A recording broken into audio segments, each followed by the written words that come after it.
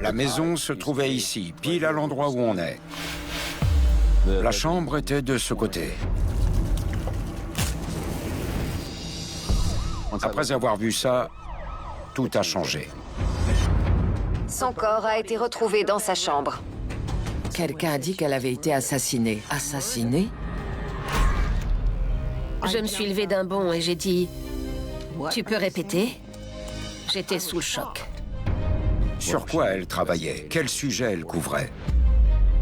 Ce poste est la dernière chose qu'elle a écrite.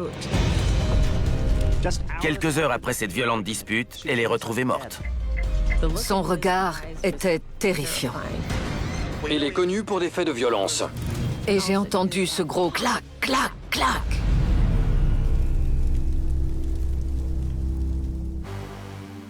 À la rédaction, on consacre toute notre énergie et notre temps à enquêter sur nos sujets.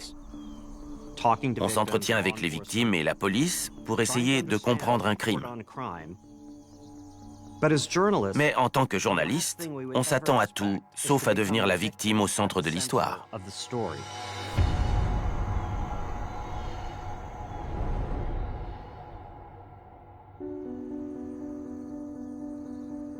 Je m'appelle Sarah Green Hall.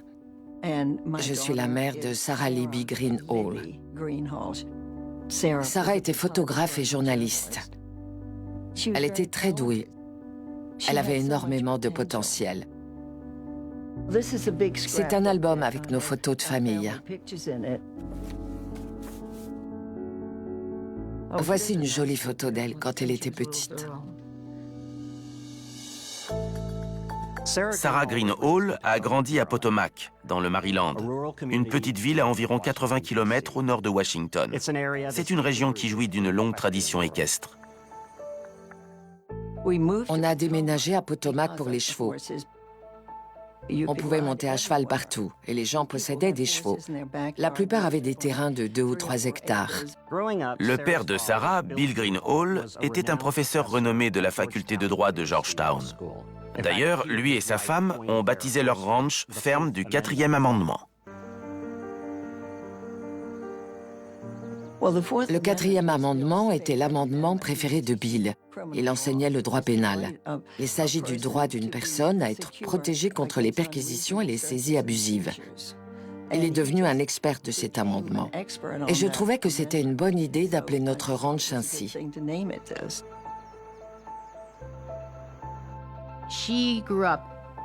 Elle a grandi en pleine nature, au milieu des chevaux. Elle adorait l'équitation depuis toute petite. Mais sa deuxième plus grande passion était la photographie.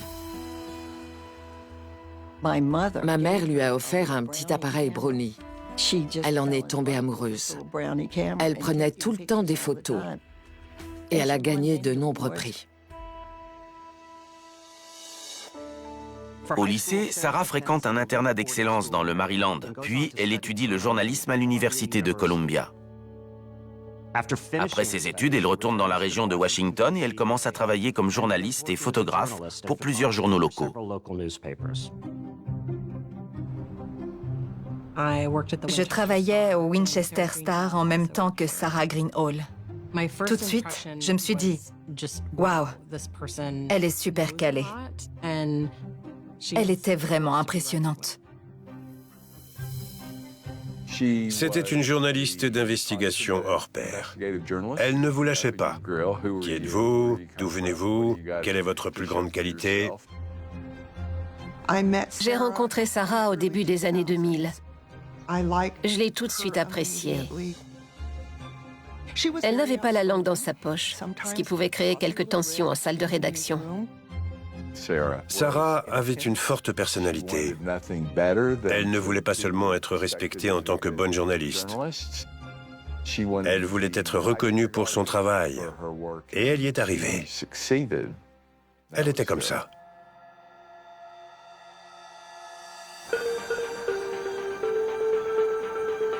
En 2012, la journaliste de 48 ans vit seule dans une petite maison du paisible hameau de Purville, en Virginie du Nord.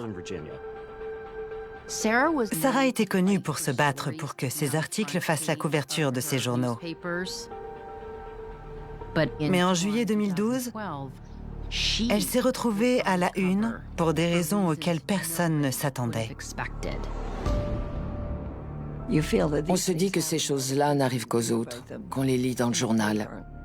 Et pourtant, ça nous est arrivé.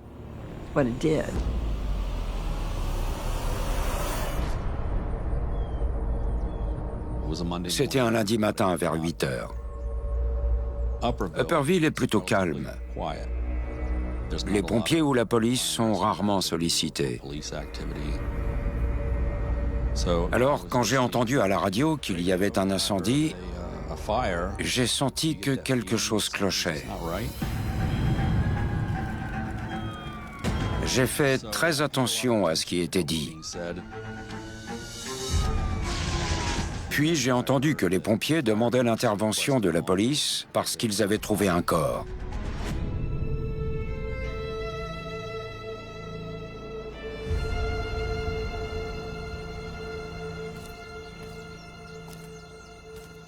« 12 ans plus tard, on peut encore voir des débris de l'incendie.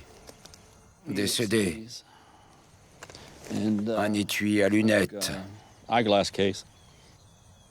La maison se trouvait ici, pile à l'endroit où on est. La chambre était de ce côté.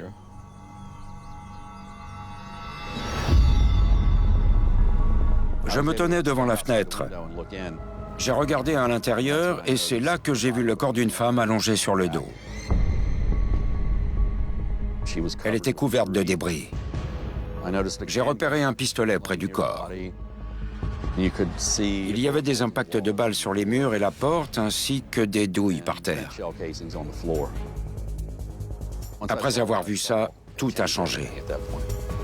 Ce n'était pas une mort accidentelle liée à l'incendie, c'était un meurtre. Qu'une chose pareille se produise dans ce secteur est extrêmement rare et inhabituel. Je crois qu'il n'y avait jamais eu de meurtre à Upperville.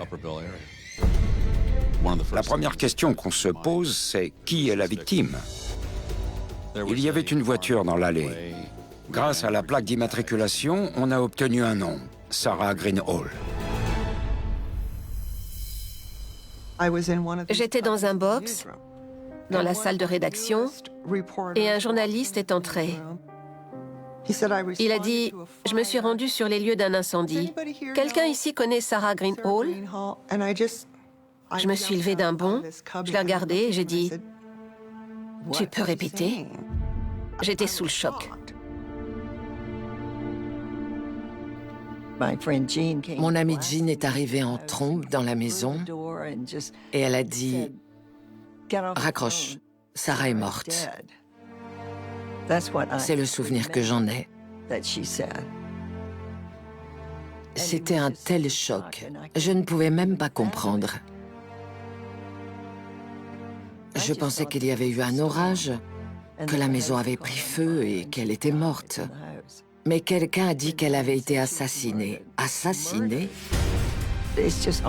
Je n'arrive pas à me faire à ce mot. Je ne peux pas imaginer que Sarah ait pu être assassinée. Comment et pourquoi? Qui a pu faire ça?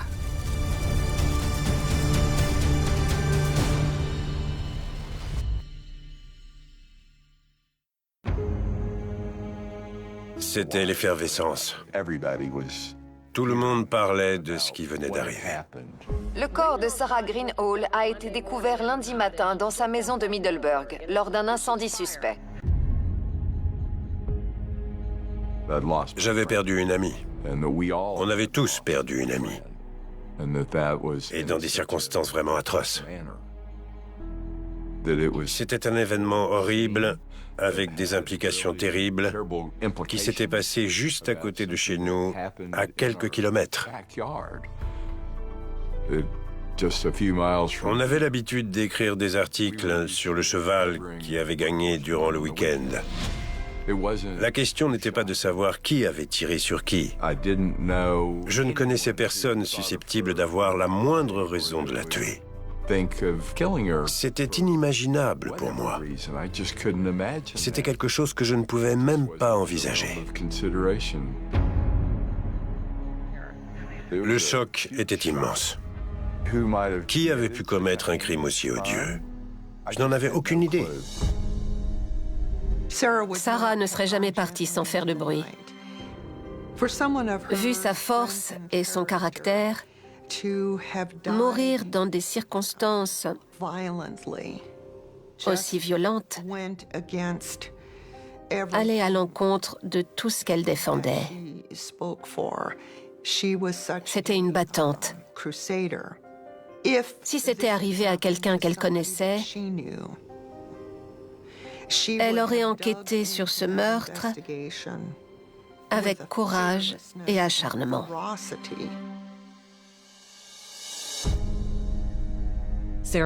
Sarah était une amie, une collègue. Quand on a appris que c'était un homicide, on s'est tout de suite demandé ce qu'on pouvait faire, comment on pouvait aider. C'est là que notre rédacteur en chef adjoint a décidé de me confier l'affaire. On essayait de digérer la nouvelle, mais aussi de l'envisager en tant que journaliste. Qui avait pu faire une chose pareille? L'autopsie a révélé que Sarah Green Hall avait reçu une balle dans le cou et une autre dans la jambe. L'arme que j'ai vue dans la pièce près du corps s'est révélée être un 9 mm. Il y avait de nombreuses douilles au sol, autour du corps, environ une douzaine, et de multiples impacts de balles sur le mur et la porte. Pour moi, il semblait qu'elle avait lutté avec quelqu'un pour s'emparer de l'arme à feu.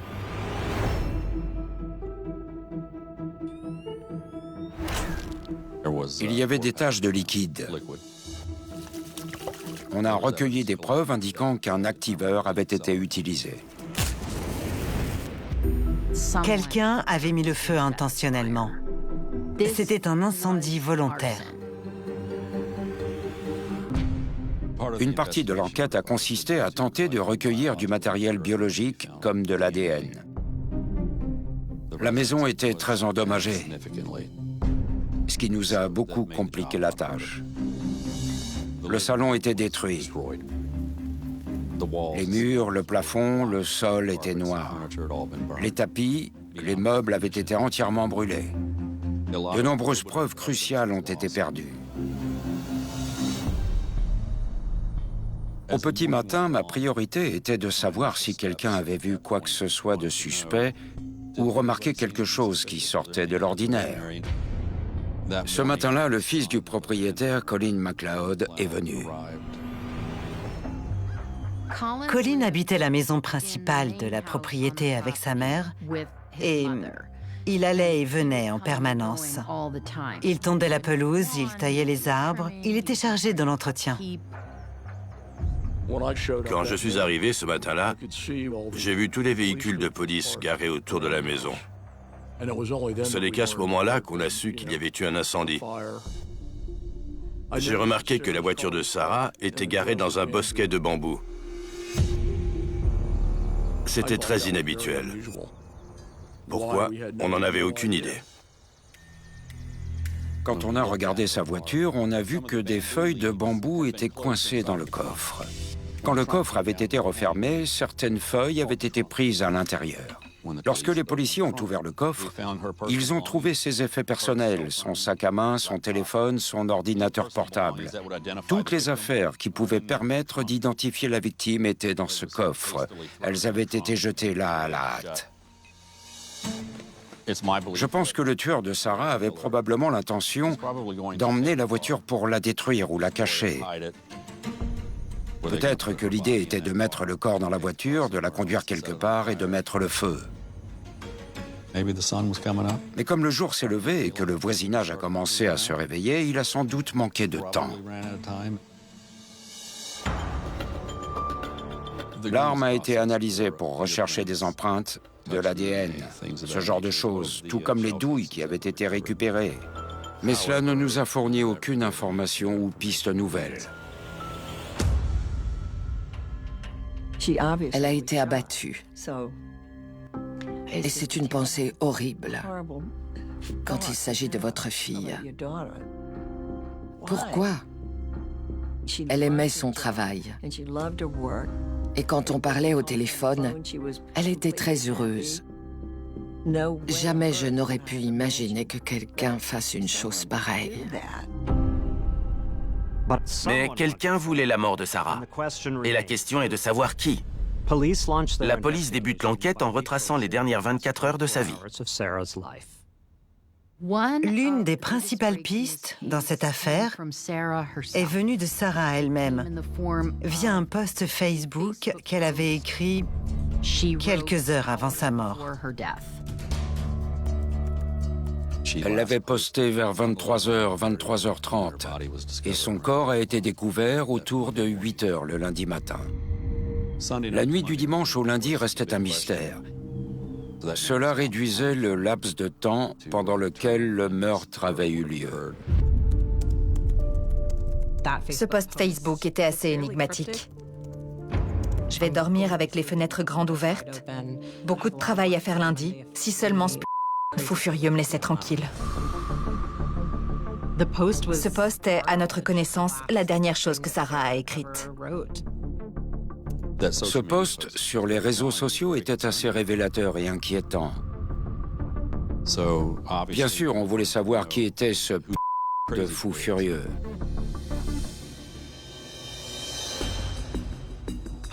La police demande aux amis et à la famille de Sarah s'ils savent quoi que ce soit à propos de ce fou furieux. Mais il s'avère que Sarah n'était pas très expansive concernant sa vie sentimentale.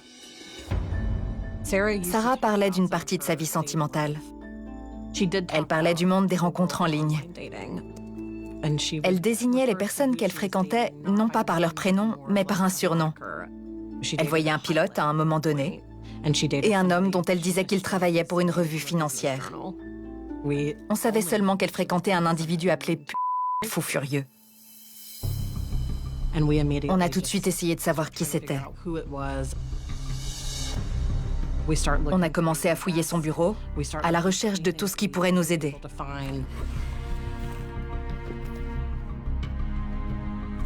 On essayait de trouver n'importe quelle information.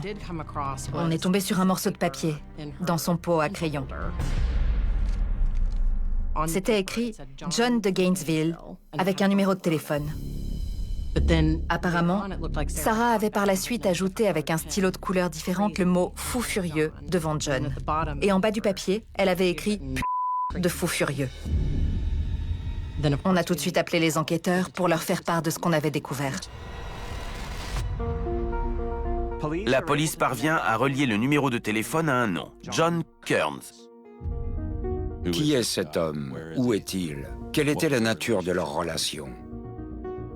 La police se précipite au dernier domicile connu de John Kearns, à environ 50 km de chez Sarah, dans la ville de Gainesville, en Virginie. Il n'est pas chez lui, mais ils apprennent qu'un incident s'est produit la veille du meurtre. Des voisins nous ont parlé d'une dispute assez virulente le samedi soir, quelques heures avant la mort de Sarah, et dont plusieurs habitants avaient été témoins. Je menais ma propre enquête et j'ai aussi interrogé un certain nombre de voisins de John Kearns qui m'ont parlé de cette dispute. Ils ont entendu John Kearns dire à Sarah « T'es pas censée être ici ». Il était clair que Sarah était venue à l'improviste, que John Kearns était très fâché et qu'une dispute a éclaté. Un autre voisin a entendu Sarah l'appeler « fou furieux », puis ils sont partis tous les deux. Quelques heures après cette violente dispute, Sarah poste le message sur le fou furieux. Et elle est retrouvée morte le lendemain matin. La police veut donc savoir si cet individu pourrait être assez fou pour tuer Sarah Greenhall.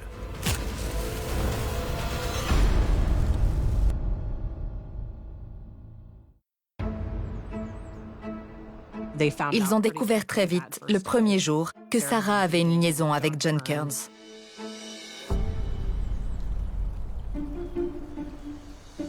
On a appris que cet homme travaillait dans un atelier de réparation automobile à Leesburg, en Virginie, à environ 45 minutes de route.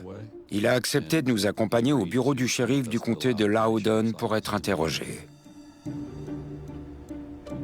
On lui a annoncé que sa petite amie était morte. Il a eu une réaction assez froide et détachée. « Merci de m'en avoir informé. Mais les gens ont tous des réactions différentes face à un traumatisme. On a parlé de sa relation pour essayer de savoir pourquoi elle avait posté un tel message en disant ces choses-là. En discutant avec lui, on a appris qu'il avait une autre femme dans sa vie.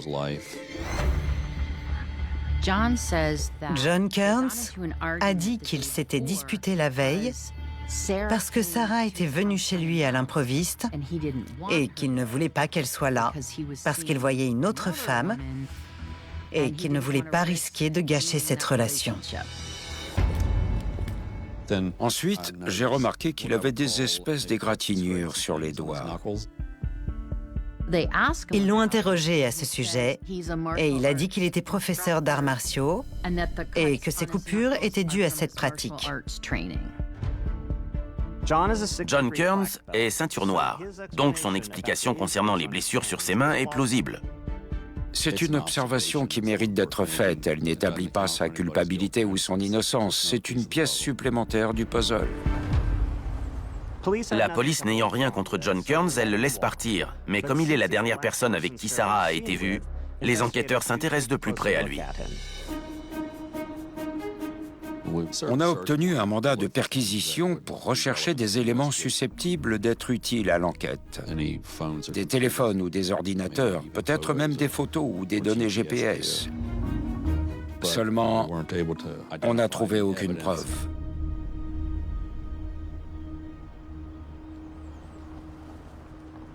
En l'absence de preuves tangibles contre John Kearns, les enquêteurs se tournent vers d'autres suspects. On a fait le tour du voisinage et discuté avec les habitants. Ils nous ont dit de nous intéresser au fils du propriétaire de la maison louée par Sarah Green Hall, Colin MacLeod.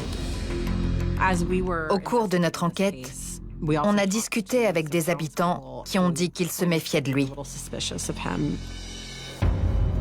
Colin MacLeod avait à peu près le même âge que Sarah. Je crois qu'à un moment donné, les policiers se sont demandé s'ils étaient proches, s'il avait un faible pour elle, s'ils avaient eu une relation. Je me suis rendu au bureau du shérif du comté de Fauquier pour être interrogé. Je crois que la police s'est intéressée à moi parce que je vivais sur la propriété au moment des faits. C'était un peu perturbant. La police interroge Colin MacLeod sur son emploi du temps le soir où Sarah a été assassinée. Je n'étais pas présent ce soir-là.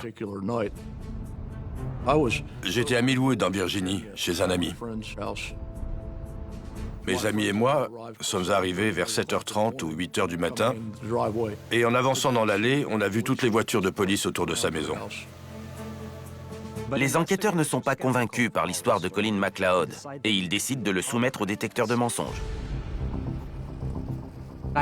J'ai appris que Colin MacLeod avait passé le test avec succès. Et quand les enquêteurs ont réussi à vérifier son alibi, il a été rayé de la liste des suspects. On a établi que Colin MacLeod n'était pas impliqué dans sa mort. Un meurtre est une chose terrible. Et j'imagine à quel point ça a dû être horrible pour elle. Peut-être qu'elle était engagée dans quelque chose dont elle n'arrivait pas à sortir. Peut-être que le tueur était quelqu'un qu'elle connaissait. Les enquêteurs sont de retour à la case départ et ils décident de ne négliger aucune piste. L'enquête comportait diverses ramifications qui devaient toutes être examinées. Le fait qu'elle soit journaliste d'investigation pour le Winchester Star pouvait-il avoir contribué à sa mort? Sur quoi elle travaillait? Quel sujet elle couvrait? Enquêtait-elle sur une affaire qui aurait pu contrarier quelqu'un au point qu'il veuille sa mort?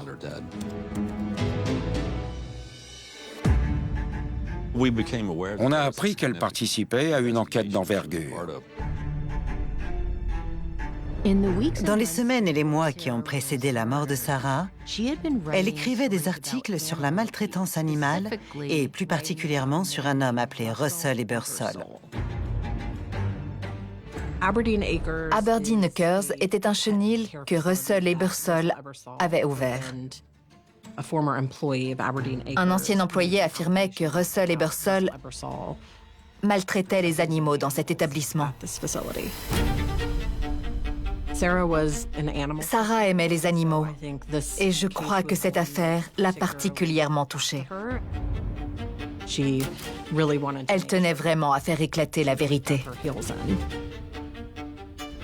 Ce genre d'histoire, dans une petite ville comme Winchester, a un fort retentissement. Russell Ebersol appelait régulièrement Sarah après la parution de ses articles et il la critiquait pour ce qu'elle avait écrit.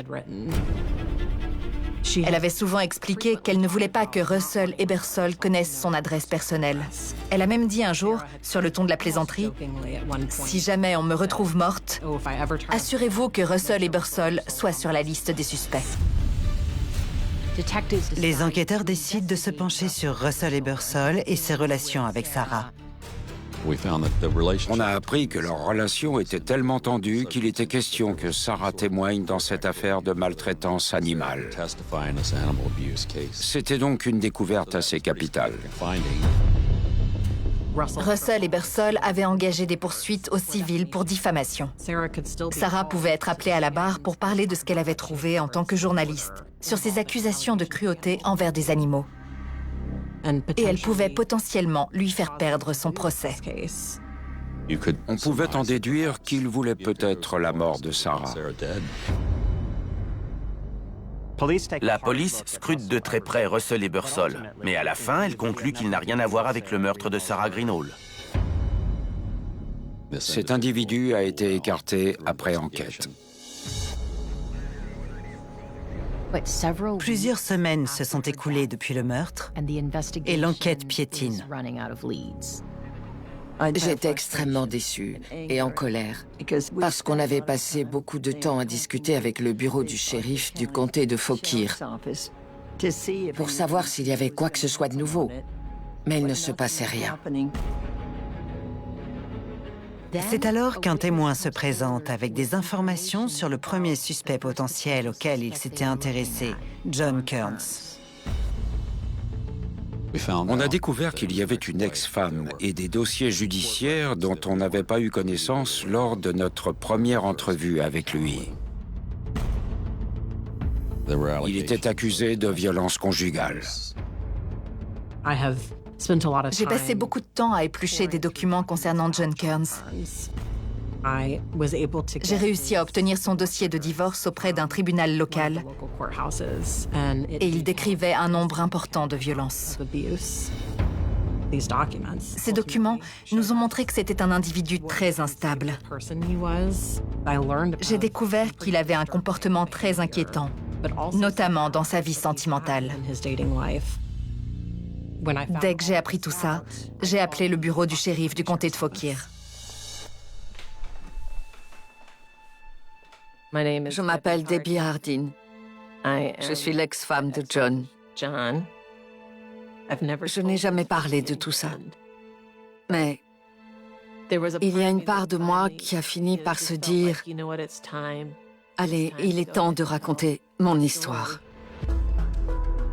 J'ai reçu un appel du bureau du shérif du comté de Fauquier. Ils m'ont demandé de venir pour leur parler de John. John et moi nous sommes rencontrés en 2004. Il était drôle, il pouvait être un vrai bout en train, il était très charismatique. Il pouvait vous donner l'impression de vous aimer follement et d'être le centre de sa vie. C'était sa technique pour vous accrocher. Au cours de nos 7 ans de relation, les violences sont allées crescendo. Un terrible incident survenu un an plus tôt est resté gravé dans la mémoire de Debbie.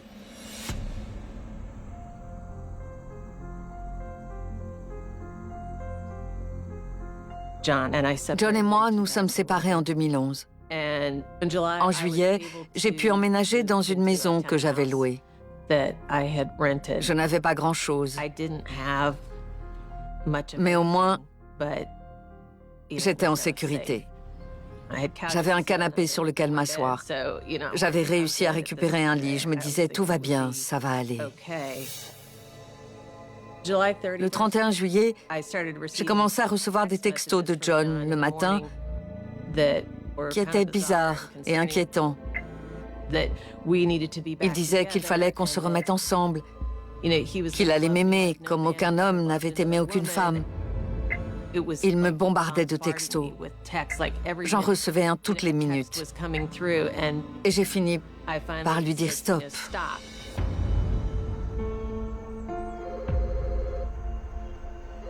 Quelques jours plus tard, il a commencé à m'appeler. Puis, 10 à 15 minutes plus tard, on a entendu une portière claquer.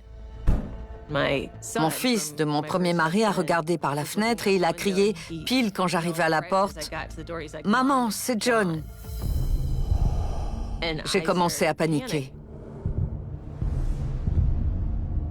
Il marchait vers la porte d'entrée. J'ai pris mon téléphone et j'ai appelé la police. Il cognait à la porte. Il appuyait sur la sonnette. Il me criait d'ouvrir la porte. Ensuite, il s'est placé devant la fenêtre et c'est là que j'ai vu qu'il avait un couteau de chasse à la ceinture. Il a tapé à la porte avec son couteau alors que je reculais vers les escaliers et il a dit « Tu es morte ». Je me suis figée. Son regard était terrifiant. J'ai commencé à crier. Je me disais « Il va me tuer, il va me tuer ».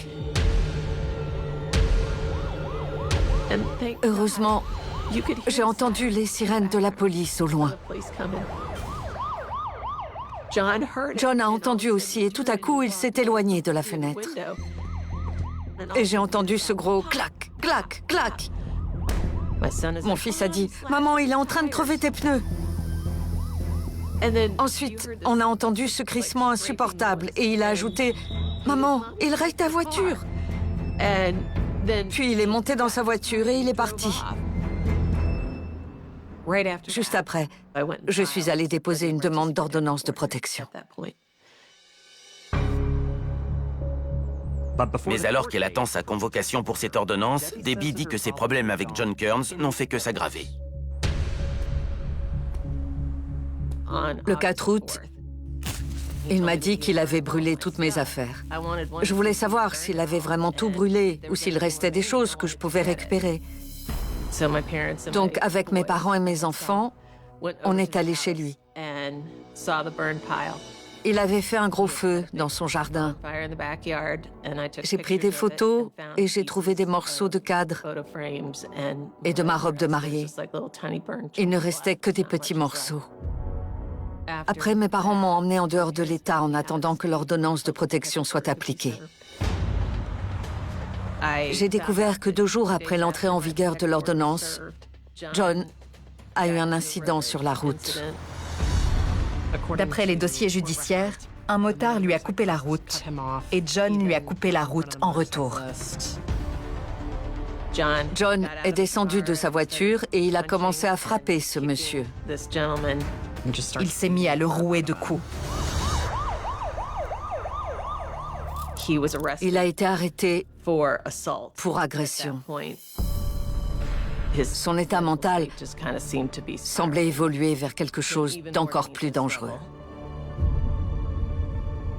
Le 7 octobre 2011, le tribunal du comté de Prince William a ordonné à John Kearns de suivre des ateliers de gestion de la colère et de suivre une thérapie. Toutes ces informations dressent un tableau hypothétique de ce qui aurait pu se passer entre John Kearns et Sarah. Il était sujet à des excès de violence et de colère. Sarah, elle, avait un caractère très affirmé. Si elle avait quelque chose à dire, elle le disait. Sa famille dit qu'elle fréquentait un homme appelé John Kearns, un individu au passé trouble. Les éléments commençaient à s'accumuler. Quand vous mettez 2 personnes comme celle-ci ensemble, ça peut être explosif.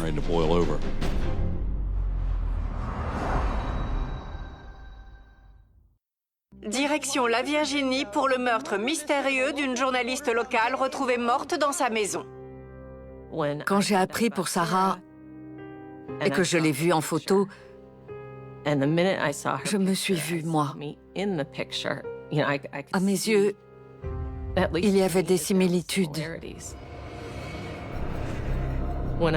Quand j'ai lu qu'il était allé chez Sarah, ça m'a rappelé quand il était venu chez moi et qu'il avait menacé de me tuer. Quand Sarah a été assassinée, il encourait jusqu'à 3 mois de prison pour avoir violé mon ordonnance de protection. Il avait l'interdiction totale d'entrer en contact avec moi. Un jour, il m'avait même appelé 23 fois d'affilée.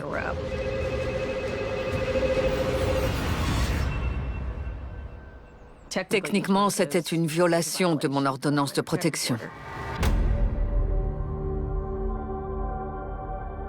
Pour moi, ça montrait à quel point il était devenu perturbé. C'est à cette période que Sarah Green-Hall a été tuée. Je me sentais très mal. Si John était le meurtrier, j'étais responsable. C'était contre moi qu'il était en colère.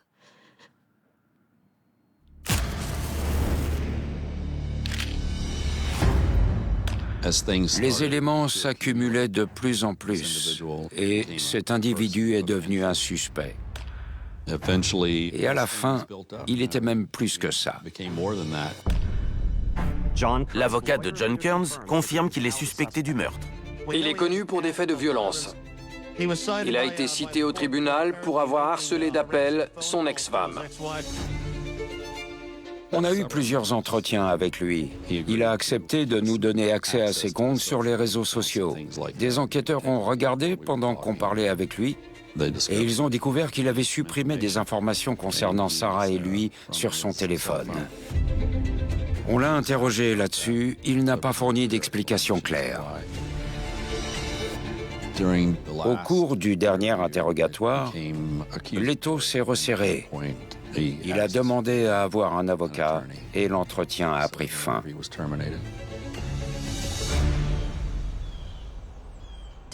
Malgré les preuves dont la police dispose contre John Kearns, le procureur ne le poursuit pas en justice.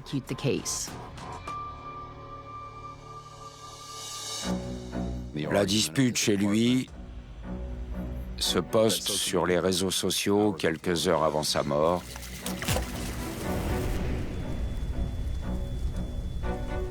Une seule personne connaît la vérité derrière tout ça, et elle est morte. Tout portait à croire qu'on était sur la bonne voie et qu'on tenait le bon suspect. Mais c'était surtout des présomptions à ce stade. Les semaines et les mois se changent en années, et la police n'a toujours aucune nouvelle piste. Sarah Green-Hall a été assassinée il y a 6 ans, mais personne n'a encore été arrêté. Aujourd'hui, les enquêteurs disent qu'ils réévaluent les preuves et qu'ils travaillent en étroite collaboration avec le procureur et le laboratoire d'analyse médico-légale, dans l'espoir de confondre son meurtrier. Plus de 10 ans après le meurtre de Sarah, aucun suspect n'a jamais été poursuivi. Je pense que l'affaire est classée et qu'ils ne font plus grand-chose. Il devrait se passer quelque chose. Celui qui a fait ça ne doit pas rester impuni. Tout ce qu'on peut souhaiter, c'est qu'un élément nouveau survienne. Sarah serait très déçue de savoir que personne ne fait rien.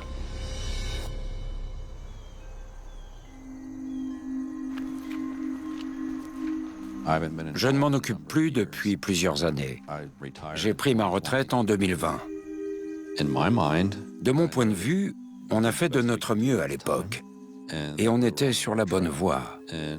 Personnellement, je sais qui a tué Sarah Green-Hall.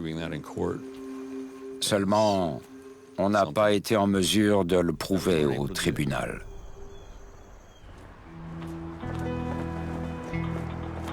Aujourd'hui, l'équipe chargée de l'enquête examine toujours l'affaire. Je m'appelle Maggie Cleary-Kilgore. Je suis substitute du procureur dans le comté de Culpeper. J'ai été nommée procureure spéciale dans cette affaire. L'enquête sur la mort de Sarah Green-Hall est toujours ouverte et en cours. Je ne veux pas qu'on pense qu'on s'intéresse à un seul individu. On souhaite recevoir des informations et nous pencher sur de nouvelles pistes éventuelles. On va faire tout ce qui est en notre pouvoir afin d'obtenir justice pour la famille de Sarah. Ce sont mes carnets pour mon enquête sur le meurtre de Sarah. Je suis journaliste depuis 10 ans. Et ce sont les seuls carnets que j'ai conservés. Je les garde parce que je me dis qu'ils pourraient être utiles un jour, si l'affaire passe en justice. Je veux que les choses avancent. Quelqu'un doit faire quelque chose. C'est la Trinity Episcopal Church, l'église où se sont déroulées les obsèques de Sarah Green Hall. Elle est enterrée à côté. Voici la tombe de Sarah Green Hall. J'espère que la mère de Sarah pourra voir le jour où l'assassin de sa fille sera traduit en justice. 12 ans ont passé. J'étais convaincue que l'affaire finirait par être résolue. Mais à présent, j'ai des doutes. J'ai 94 ans. J'aimerais que l'affaire soit résolue de mon vivant. C'est une tragédie terrible qu'une personne comme elle ne soit plus là.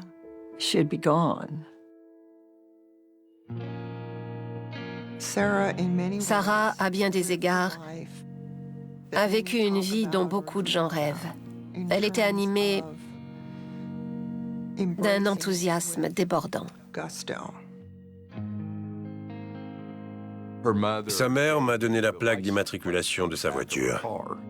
Carpe diem était sa devise. Elle vivait l'instant présent. C'était Sarah Libby Green Hall. Elle n'est plus là. Mais je vais faire en sorte que son souvenir soit préservé. J'ai gardé beaucoup de ses vêtements et je les porte. Ma fille portait cette bague tous les jours. Je mets ses affaires parce que ça me fait me sentir mieux. J'ai beaucoup appris en étant sa mère. On a vécu de très bons moments ensemble. C'est extrêmement triste. Et c'est très dur de penser qu'une chose pareille ait pu arriver.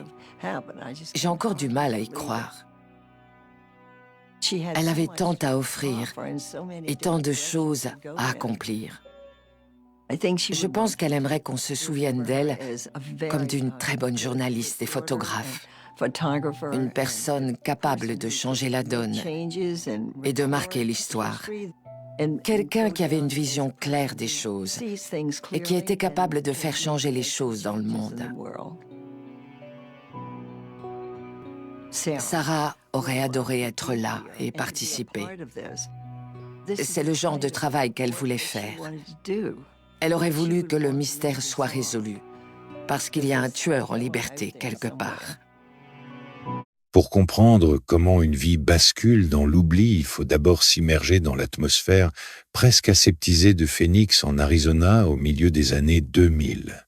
Ce n'est pas seulement un décor, c'est le terreau sur lequel s'est construite l'apparence de la famille Gribble. Imaginez une rue bordée de maisons aux tons ocre typiques du désert où le silence est seulement rompu par le ronronnement lointain des climatiseurs et le passage occasionnel d'une voiture sur le bitume brûlant. C'est ici, dans cette banlieue où la normalité est une vertu cardinale, que David et Corinna Gribble ont choisi d'ancrer leur destin. À première vue, rien ne distingue cette famille de ses voisins. Ils sont le symbole même de cette classe moyenne américaine qui aspire à la stabilité. Corinna, décrite par ceux qui l'ont connue comme une femme lumineuse, dévouée à l'éducation de ses enfants, semble incarner cette figure de la mère, parfaite, celle dont le quotidien est rythmé par les besoins de son foyer et la gestion harmonieuse de son intérieur. David, de son côté, projetait l'image de l'homme de projet, celui sur qui l'on peut s'appuyer, un homme dont la rigueur et l'engagement professionnel semblaient être les piliers de cette structure familiale qu'ils avaient bâtie ensemble durant 7 années de mariage. Pourtant, dans l'art de la narration documentaire, il est crucial de comprendre que ce que nous percevons n'est souvent qu'une projection, une mise en scène destinée à rassurer autant le voisinage que les actes eux-mêmes. Le foyer des Gribble n'était pas un lieu de désordre, c'était un lieu de contrôle. Mais Ce contrôle au début ne se manifestait pas par des éclats ou des drames visibles de l'extérieur. Il s'insinuait de manière insidieuse, presque invisible, dans les interstices de leur routine. Pour les observateurs extérieurs, cette routine était le signe d'un bonheur partagé.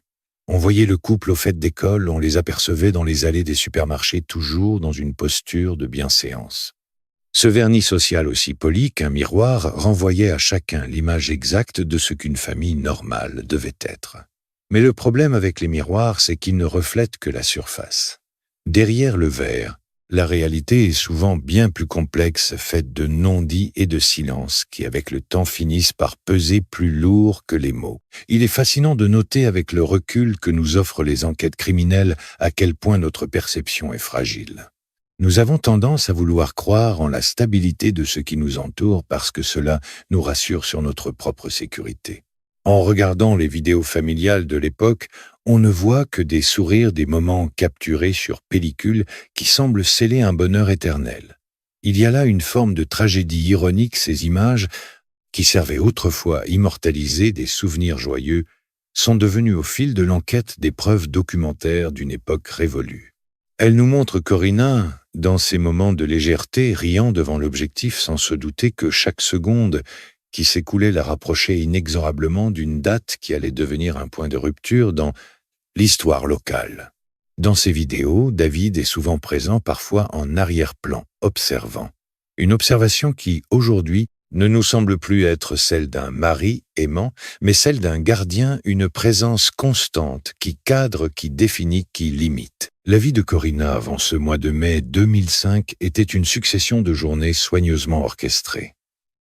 La logistique familiale était son domaine, et elle y excellait. Pourtant, ceux qui ont pris le temps d'observer avec attention les témoignages recueillis plus tard ont souligné un changement subtil dans son comportement.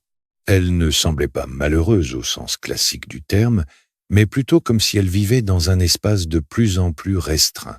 Ses cercles sociaux avaient tendance à se réduire, ses interactions étaient de plus en plus médiatisées par les attentes de son mari. Elle était en quelque sorte une actrice dans une pièce dont elle n'avait pas écrit le scénario.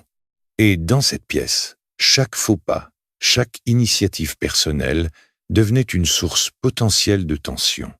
Le drame de cette affaire ne réside pas dans un événement isolé, mais dans cette lente érosion de l'identité de Corina, au profit de cette image de perfection que David exigeait de maintenir. Lorsque nous explorons cette période, nous ne cherchons pas des signes de violence spectaculaire, mais plutôt des signes de cette cage dorée, qui, bien que confortable, reste une prison. C'est la banalité de ce quotidien qui rend la suite si difficile à concevoir pour l'esprit humain. Comment une femme ancrée dans une vie de mère au foyer en Arizona a-t-elle pu, en l'espace de quelques instants, sortir des radars? Cette question plane sur toute la première partie de cette affaire.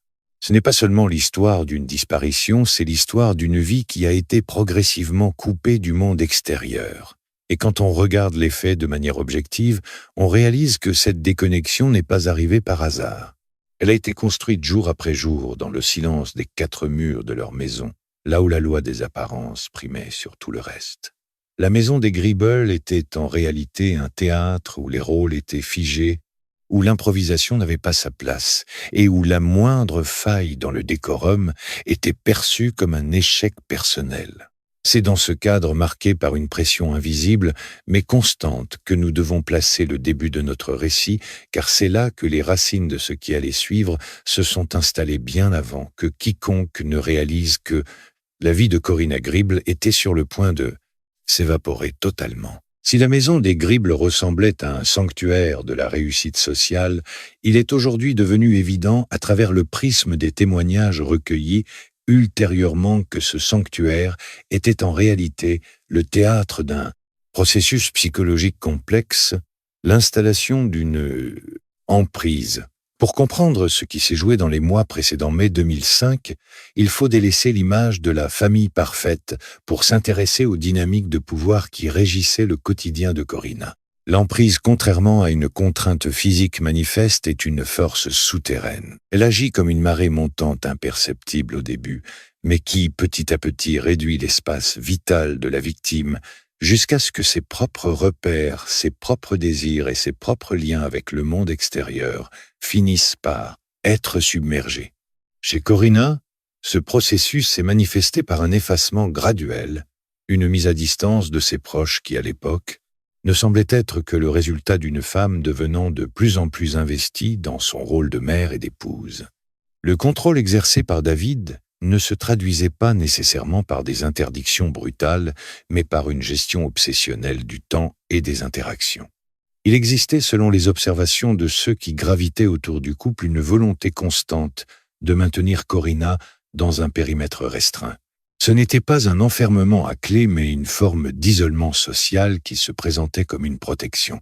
On lui faisait comprendre, de manière plus ou moins explicite, que le monde extérieur était source d'incompréhension, que les relations amicales étaient souvent des distractions inutiles et que le seul havre de paix véritable se trouvait au sein de leur foyer. Corina, par nature aimante et encline à l'harmonie, a pu interpréter cette focalisation sur le couple comme une preuve d'attachement exclusif. C'est là toute l'ambiguïté des relations sous emprise. Elle commence souvent par une séduction intense, une volonté de tout partager qui, avec le temps, se transforme en une annexion pure et simple de l'autre. Le quotidien de Corina était rythmé par une structure minutieusement pensée par son mari. Chaque aspect de sa vie, de la gestion du foyer aux activités liées à l'éducation des enfants, était scruté et, si nécessaire, recalibré pour correspondre aux attentes de David. Si Corina cherchait à prendre une initiative ou à s'accorder un espace de liberté, elle se heurtait à une forme de désapprobation silencieuse ou à un questionnement incessant qui finissait par épuiser toute volonté de résistance. Ce n'était pas une vie de conflit ouvert, mais une vie de négociation permanente où, pour maintenir la paix, Corina finissait par s'effacer. Elle apprenait à anticiper les réactions de son mari, à adapter son humeur à la sienne, à devenir le miroir des besoins de l'autre plutôt qu'une personne avec ses propres aspirations. Ce glissement vers une identité secondaire est une étape clé dans le récit de toute disparition, car il explique pourquoi, lorsque le drame survient, la victime semble déjà avoir été absente de sa propre vie depuis longtemps. Les amis et la famille, observant de loin, percevaient parfois ces changements sans pour autant pouvoir les nommer. Ils voyaient une femme moins enjouée, plus réservée, évitant les engagements qui auraient pu l'éloigner trop longtemps du foyer. Les explications fournies par Corina étaient invariablement les mêmes, marquées par un sceau de loyauté qui ne la quittait jamais. Elle protégeait sans même s'en rendre compte celui qui était en train de l'isoler. Cette loyauté est une arme à double tranchant. Elle permet de maintenir une façade de solidarité. Mais elle empêche également tout appel à l'aide, car le simple fait d'admettre une difficulté dans le couple est perçu comme une trahison. Ainsi, le silence est devenu la règle, une chape de plomb qui recouvrait les tensions et transformait le foyer des Gribble en une île coupée du continent des relations sociales ordinaires. Il est nécessaire ici de s'arrêter un instant pour analyser le rôle de la technologie et de la communication dans cette période. Dans les années 2005, la surveillance numérique était moins omniprésente qu'aujourd'hui, mais la surveillance relationnelle était tout aussi efficace. Chaque appel, chaque sortie, chaque interaction était un élément que David intégrait dans sa gestion globale de la situation. Corina, progressivement, a perdu cette spontanéité qui fait le sel de la vie. Elle vivait dans une forme d'hypervigilance, toujours en train de peser le pour et le contre avant de prendre la moindre décision. Cette énergie dépensée à naviguer dans les eaux troubles de l'humeur de son conjoint est une énergie qui n'était plus disponible pour son épanouissement personnel. C'est une forme d'usure psychologique profonde invisible pour qui ne partage pas le quotidien mais dévastatrice sur le long terme. Finalement, cette étape de la vie de Corina Gribble nous éclaire sur la vulnérabilité humaine face à ceux qui utilisent l'amour comme un instrument de possession. Ce n'était pas une absence de caractère chez Corina. Au contraire, c'était sa force, sa capacité à aimer et à vouloir préserver sa famille qui était retournée contre elle. Elle était devenue une pièce maîtresse dans l'échiquier de David, un pion déplacé avec précision selon une stratégie qu'elle ne pouvait pas percevoir dans son intégralité. Alors que nous nous approchons du moment charnière du 1er mai, il devient clair que cet isolement, cette réduction graduelle de son autonomie n'était pas un accident de parcours. C'était la mise en place d'une scène, la préparation d'un environnement, où le moment venu, il ne resterait plus personne pour s'interposer. Plus personne pour contester la version des faits que David s'apprêtait à livrer au monde. La scène était prête, les acteurs en place, et l'histoire, malgré les apparences de tranquillité, s'acheminait vers une issue que personne dans le voisinage paisible de Phoenix n'aurait pu imaginer même dans ses pires cauchemars. Le calme avant la tempête n'a jamais été aussi trompeur que dans ces derniers mois de vie de Corina. Alors que nous approchons des derniers jours précédant le 1er mai 2005, l'atmosphère, au sein du foyer des Gribble, ne semble plus seulement marquée par une simple routine, mais par une électricité statique. Cette sensation, sourde qu'un orage, est sur le point d'éclater. Si l'on pouvait remonter le temps, on ne chercherait pas des cris ou des disputes fracassantes, car la véritable terreur dans cette affaire réside justement dans l'absence de bruit. C'est le silence qui est le plus éloque. Un silence qui, dans les jours précédant la disparition, est devenu presque palpable. Corina, cette femme autrefois décrite comme pétillante et investie, semble s'être rétractée sur elle-même. Les rares personnes qui l'ont croisée durant cette période finale décrivent une femme dont le regard fuyait comme si elle essayait de dissimuler derrière une façade toujours rigoureusement maintenue une fatigue mentale extrême. Ce n'est pas l'épuisement physique d'une mère surmenée, mais l'épuisement de celle qui a compris peu, être inconsciemment, que l'échiquier sur lequel elle évolue ne lui laisse plus aucune issue de secours. David, de son côté, affiche une maîtrise de soi qui, rétrospectivement, glace le sang. Il n'est plus seulement le mari protecteur. Il devient le metteur en scène d'une réalité alternative. Il anticipe les besoins, organise les emplois du temps avec une précision chirurgicale et veille à ce que rien, absolument rien, ne puisse perturber la trajectoire qu'il a tracée. Dans cette phase finale, le contrôle n'est plus une gestion, c'est une anticipation. Il semble que chaque geste, chaque mot, chaque déplacement soit calculé pour créer une version de la vérité qui lui sera favorable une fois que l'inévitable se sera produit. C'est là que réside le côté le plus sombre de cette tragédie, la capacité de certains individus à préparer le terrain de leur propre innocence pendant que leur victime, elle s'éteint lentement sous le poids de leur pression. Pour l'observateur extérieur, tout semble normal, mais pour quiconque prête attention aux détails, le décor commence à se fissurer. Les jours qui précèdent le 1er mai sont marqués par une étrange immobilité. Corina semble avoir cessé de lutter pour affirmer sa propre existence. Elle se conforme, elle s'exécute, elle sourit mécaniquement comme si elle était devenue une simple ombre portée dans cette maison. Il existe une forme de tragédie dans cette résignation. Elle ne cherche plus l'aide, elle ne cherche plus la fuite, elle subit la pesanteur d'un environnement devenu irrespirable. Et pendant ce temps, Phoenix continue de vivre sous un soleil implacable. Les voisins vaquent à leurs occupations. Les enfants jouent et la vie suit son cours indifférente, au drame qui se prépare derrière les murs d'une demeure qui ressemble à toutes les autres. C'est ce contraste entre la banalité du cadre et la gravité de ce qui se trame en coulisses qui rend cette histoire si profondément dérangeante. On se demande alors combien de fois dans nos propres vies avons-nous croisé des personnes dont la détresse était camouflée par le vernis du conformisme social. Le 1er mai à l'aube, la maison des Gribble n'est pas différente des autres. Le café est peu, être déjà prêt, les enfants dorment encore, et le monde extérieur ignore que les rouages d'une tragédie sont déjà enclenchés. Pour Corina, c'est le début d'une journée qui, à ce stade, n'est qu'une répétition de tant d'autres. Elle ne sait pas, elle ne peut pas savoir que ce jour marquera le point final de son existence telle qu'elle l'a connue. La mise en place de cet ultime chapitre ne nécessite aucune violence physique immédiate. Elle repose sur la solidité de l'emprise qui a été construite pendant des années. David lui semble étrangement calme, presque serein. Dans les heures qui vont suivre, il va mettre en pratique tout ce qu'il a préparé, l'histoire de la disparition, la justification de l'absence, le récit d'une femme qui aurait choisi de partir. Il a déjà écrit le scénario, il a déjà distribué les rôles, et il ne lui reste plus qu'à jouer sa partition devant ceux qui poseront les questions. En rétrospective, cette période finale nous force à réfléchir sur la fragilité de la condition humaine. Nous sommes tous à un degré ou un autre les gardiens de nos propres secrets et de nos propres prisons. Mais dans le cas de Corina, la prison était réelle, constituée de liens affectifs de culpabilité et d'une manipulation si habile qu'elle en devenait invisible. Lorsqu'on analyse les témoignages, on réalise que personne n'a rien vu parce qu'on ne voulait rien voir.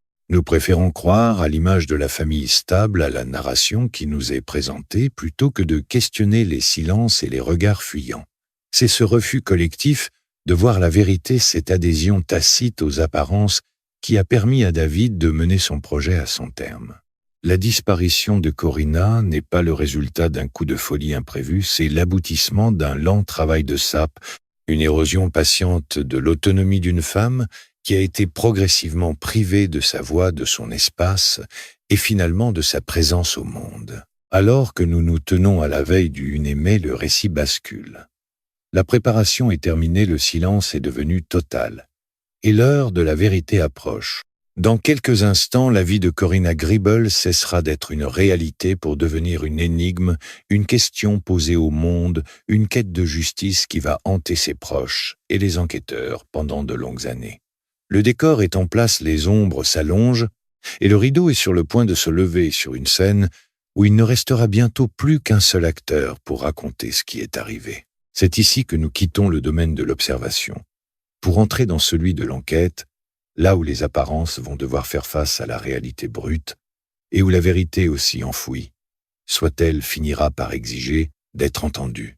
Ce n'est pas seulement la fin d'une étape, c'est le commencement d'un long chemin vers la lumière. Un chemin pavé de doutes, de découvertes et d'une quête incessante pour redonner à Corinna la place qui lui revient dans le récit de sa propre histoire. Le 1er mai 2005 ne se termine pas par une fin, mais par une mise en scène. Lorsqu'il devient clair que Corinna a cessé de répondre que le silence de la maison des Gribble n'est plus une simple tranquillité domestique, mais le signe d'une absence inexplicable, la mécanique de l'enquête se mettant branle. Cependant, la première confrontation entre David et les autorités ne ressemble en rien à ce qu'un observateur extérieur pourrait attendre. Il n'y a pas d'effondrement émotionnel, pas de cri de désespoir, pas de cette urgence viscérale qui caractérise généralement les proches d'une personne disparue dans des circonstances suspectes. David Gribble se présente comme un homme dont le calme pour les enquêteurs aguerris sonne étrangement faux. C'est le début d'une partie d'échecs psychologiques où chaque geste, chaque mot, chaque silence est scruté par des policiers qui ont appris au fil de leur carrière à lire entre les lignes du discours des suspects. Dès les premières minutes de l'entretien, David déploie son récit. Il ne s'agit pas d'un récit fragmenté, hésitant comme le serait celui d'un mari terrifié par la perte de son épouse. C'est une version des faits fluide, cohérente, presque trop bien structurée. Il parle de Corinna comme d'une femme qui aurait choisi de s'en aller un départ soudain, un acte impulsif lié selon lui à une instabilité qu'il s'efforce de souligner avec une pointe de regret affecté. Il dresse le portrait d'une épouse qui peu à peu se serait détachée de ses responsabilités, une femme dont le comportement aurait changé, rendant sa disparition bien que douloureuse, presque prévisible. En écoutant ce récit, les enquêteurs sentent une dissonance cognitive. L'histoire qu'ils racontent ne colle pas avec la réalité des témoignages qu'ils commencent à recueillir auprès de l'entourage de Corinna, les amis, la famille, ceux qui ont connu la véritable personnalité de cette femme, peignent le tableau d'une mère profondément dévouée, incapable d'abandonner ses enfants sans un regard en arrière. Cette divergence entre la version officielle de David et la réalité perçue par les proches est la première faille dans son armure. Mais David, conscient de cette faille, tente de la combler par une mise en scène de sa propre souffrance. Il joue le rôle de l'époux délaissé, celui qui, malgré les torts de sa femme, reste là debout prêt à accueillir le retour de l'enfant prodigue. Il utilise le langage de la victimisation inversée en peignant Corinna comme celle qui a failli. Il se positionne, lui, comme le pilier, le garant de la stabilité familiale. C'est une stratégie classique chez les manipulateurs, mais dans ce contexte, elle est poussée à un niveau de précision qui dérange. Chaque mot semble avoir été pesé, chaque émotion affichée au moment opportun, avec une retenue calculée qui, loin de susciter la compassion, éveille la méfiance. Les enquêteurs, assis dans cette salle d'interrogatoire impersonnelle, ne se contentent pas d'écouter ses mots. Ils observent ses mains, son regard, la manière dont il gère le silence après une question difficile. L'ambiance dans la salle devient électrique. Pour David, L'enjeu est de maintenir le masque, de faire en sorte que le récit de la fuite volontaire s'impose comme la seule explication rationnelle. Il mise sur l'idée que la police préfère les explications simples, celles qui ne nécessitent pas de longues investigations dans les zones d'ombre de la vie privée. Cependant, il sous-estime la ténacité des enquêteurs de Phoenix. Ces derniers savent que dans les affaires de disparition au sein du cercle familial, le mari est presque toujours la clé du mystère. Ils commencent à disséquer chaque détail de ses déclarations. Pourquoi n'a-t-il pas appelé tel membre de la famille? Pourquoi cette réaction semble-t-elle si déconnectée de la gravité de la situation? Ils opposent à ces récits des questions pointues, des contradictions subtiles, qu'ils tentent de contourner avec une assurance qui commence malgré tout à se fissurer. C'est à ce stade que le concept de masque social prend tout son sens. David a passé des années à construire une image de citoyen modèle, de père de famille exemplaire. Il s'appuie sur cette image pour convaincre les autorités. Il semble dire « Regardez-moi, je suis l'un des vôtres. Je suis cet homme travailleur, cet homme respecté. Pourquoi aurais-je quelque chose à cacher ?» Cette arrogance, bien que subtile, est ce qui finit par le trahir. Il croit que sa position sociale le rend imperméable à la suspicion. Il oublie que la vérité dans une enquête criminelle ne se soucie pas de la réputation. Elle se nourrit de preuves d'incohérence et de ce qui se cache dans les interstices du quotidien. À mesure que l'interrogatoire progresse, la tension monte non pas par des éclats de voix, mais par cette pression constante exercée par les enquêteurs qui petit à petit resserrent l'étau autour de lui. La partie 2, étape 1 se conclut sur ce constat: David Gribble n'est pas seulement un suspect, il est le protagoniste d'une pièce dont il a perdu le contrôle.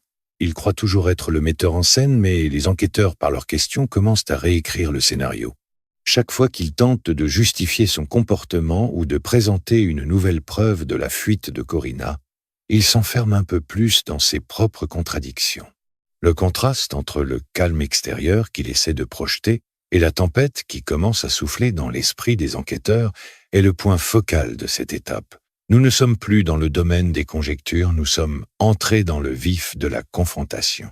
La disparition de Corina n'est plus une affaire classée dans les oubliettes des faits divers locaux, elle devient une énigme que la justice est déterminée à résoudre. Et dans le silence de cette salle d'interrogatoire, alors que David persiste dans sa mise en scène, une ombre commence à planer sur lui, l'ombre de la vérité qui inexorablement s'apprête à faire tomber le rideau. Alors que les jours s'écoulent depuis la disparition de Corina, le cadre que David s'était efforcé de peindre avec tant de précision commence à se fissurer sous le poids de la réalité. Pour les enquêteurs de Phoenix, la stratégie est devenue claire, il ne faut pas se laisser absorber par le récit qu'il propose, mais plutôt traquer les incohérences et petites failles narratives qui, mises bout à bout, finissent par révéler une vérité différente. Dans cette phase de l'enquête, chaque détail compte. David, en voulant trop bien faire, en étant trop prévoyant dans ses explications, a fini par saturer son récit de détails superflus. Un mari dont la femme vient de disparaître, s'il est innocent et désemparé, laisse place à l'émotion, au désordre, à l'incertitude. David lui propose une narration linéaire, presque didactique, comme s'il cherchait à convaincre un jury plutôt qu'à exprimer son inquiétude. C'est précisément cette perfection narrative qui, aux yeux des policiers, devient son plus grand ennemi. Le pivot de cette confrontation psychologique réside dans l'analyse de l'emploi du temps. La police commence à confronter David avec des éléments factuels, des pièces du puzzle qu'il n'avait pas prévues dans son scénario initial. Il ne l'attaque pas frontalement, il l'invite simplement à clarifier des points obscurs, à expliquer des anomalies dans son emploi du temps, ce fameux une-aimé. Chaque question est une petite pierre qu'il dépose sur son chemin. David, au début, tente de les écarter avec sa courtoisie habituelle, une politesse de façade qui commence pourtant à montrer des signes d'agacement. Il est habitué à être celui qui mène, celui qui contrôle, et la simple idée d'être interrogé, d'être soumis à un examen minutieux, semble le mettre hors de lui. On observe alors une transformation subtile dans son comportement. La maîtrise de soi laisse place à une forme d'arrogance défensive, une rigidité qui, loin de le protéger, confirme les soupçons des enquêteurs. L'un des aspects les plus fascinants de cette étape est la manière dont le passé de David refait surface. L'enquête ne s'arrête pas à la disparition. Elle fouille les antécédents, les dynamiques relationnelles, les témoignages passés qui ont été longtemps étouffés par la peur ou le respect des apparences. On découvre alors un homme pour qui le contrôle n'était pas un trait de caractère, mais une nécessité vitale. Chaque aspect de la vie de Corina avait été sur plusieurs années soumis à une forme de surveillance invisible mais omnipotente. Les enquêteurs commencent à recueillir des confidences qui révèlent que derrière la porte close du foyer La Vie était loin d'être le tableau idyllique projeté à l'extérieur. Ces témoignages sont des pièces à conviction essentielle. Ils ne prouvent pas directement l'acte, mais ils dessinent le portrait d'une dynamique relationnelle où la coercition et l'emprise étaient omniprésentes. Le masque de l'époux exemplaire tombe, laissant entrevoir une réalité beaucoup plus sombre. Au fil de ces interrogatoires, le climat dans la pièce change. Il ne s'agit plus d'une simple quête d'information, mais d'un duel d'usure. David Gribble sentant que son récit ne convainc plus commence à se perdre dans ses propres justifications. Il tente d'étoffer son histoire, d'y ajouter des éléments qui selon lui renforceront sa crédibilité, mais chaque nouvelle information ne fait qu'ajouter de nouvelles contradictions. C'est la spirale du mensonge. Pour masquer une vérité, il en faut plusieurs autres, et plus le réseau devient complexe, plus il est difficile à maintenir. Les enquêteurs, avec une patience infinie, notent chaque écart, chaque modification de son récit. Ils savent que tôt ou tard, la fatigue et la pression auront raison de sa vigilance. Ils ne cherchent pas à le pousser à bout par la violence, mais par la logique implacable des faits, une méthode bien plus dévastatrice que n'importe quel cri. Il est frappant d'observer à quel point, dans ces moments-là, le suspect finit par se retrouver seul enfermé, non pas dans une cellule, mais dans ses propres contradictions. Le sentiment de supériorité qu'il affichait au début de l'affaire s'est évaporé. Il réalise sans doute que le monde extérieur ne perçoit plus l'image qu'il s'était construite. La réalité de Corina, celle d'une femme étouffée et isolée, commence à prendre le pas sur la narration de David. Les enquêteurs, par leur travail minutieux, rendent à Corina une forme de dignité, en refusant de croire en l'image qu'on leur a imposée. Chaque question posée est en quelque sorte une manière de reconnaître que cette disparition n'est pas un accident, mais une tragédie qui exigeait des réponses claires. David en face ne peut plus qu'observer l'édifice de ses mensonges s'écrouler lentement pierre par pierre.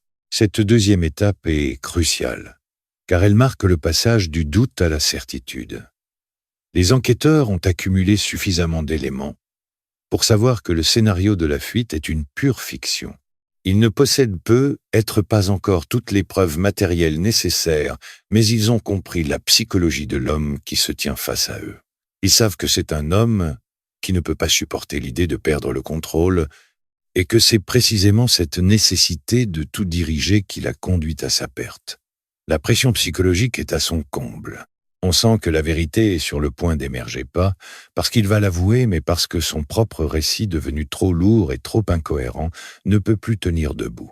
Le théâtre de la disparition, si soigneusement orchestré, est en train de se transformer en un lieu de vérité, et l'acteur principal, piégé dans son rôle, ne sait plus comment sortir de scène sans s'effondrer. Nous sommes à l'aube d'un basculement, le moment où la fiction de David va définitivement laisser place à la réalité de l'enquête, marquant ainsi une étape irréversible vers le dénouement de cette sombre affaire.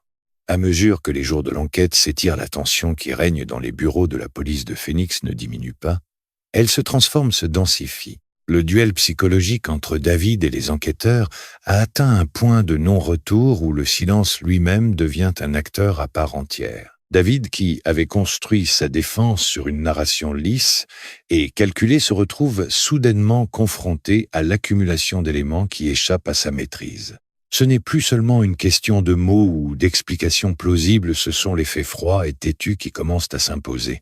Les enquêteurs ont fouillé, analysé et recoupé chaque détail, transformant le désordre apparent de la vie des Gribble en une chronologie précise qui ne laisse aucune place à l'interprétation. Ils ne se contentent plus de l'écouter. Ils lui présentent pièce après pièce la réalité qu'il a tenté d'effacer. Dans cette étape finale, la stratégie des enquêteurs change radicalement. Il cesse de contester ses récits pour le laisser se perdre dans les méandres de sa propre logique. Chaque fois que David tente d'apporter une correction à sa version des faits pour s'adapter aux nouvelles informations, il ne fait qu'ajouter une nouvelle strate à son édifice de mensonges, rendant l'ensemble de plus fragile. C'est la dynamique du cercle vicieux, la peur d'être découvert pousse au mensonge. Mais le mensonge, pour être crédible, demande une mémoire et une constance qu'aucun homme sous une telle pression ne peut maintenir indéfiniment. David, autrefois si sûr de son emprise, semble aujourd'hui épuisé par le poids de son propre rôle. Il n'est plus l'acteur confiant qui répétait une scène bien apprise, il est un homme acculé voyant son monde se réduire à la taille de cette salle d'interrogatoire. Le moment charnière survient lorsqu'on commence à confronter David avec des éléments qu'il pensait être restés dans l'ombre.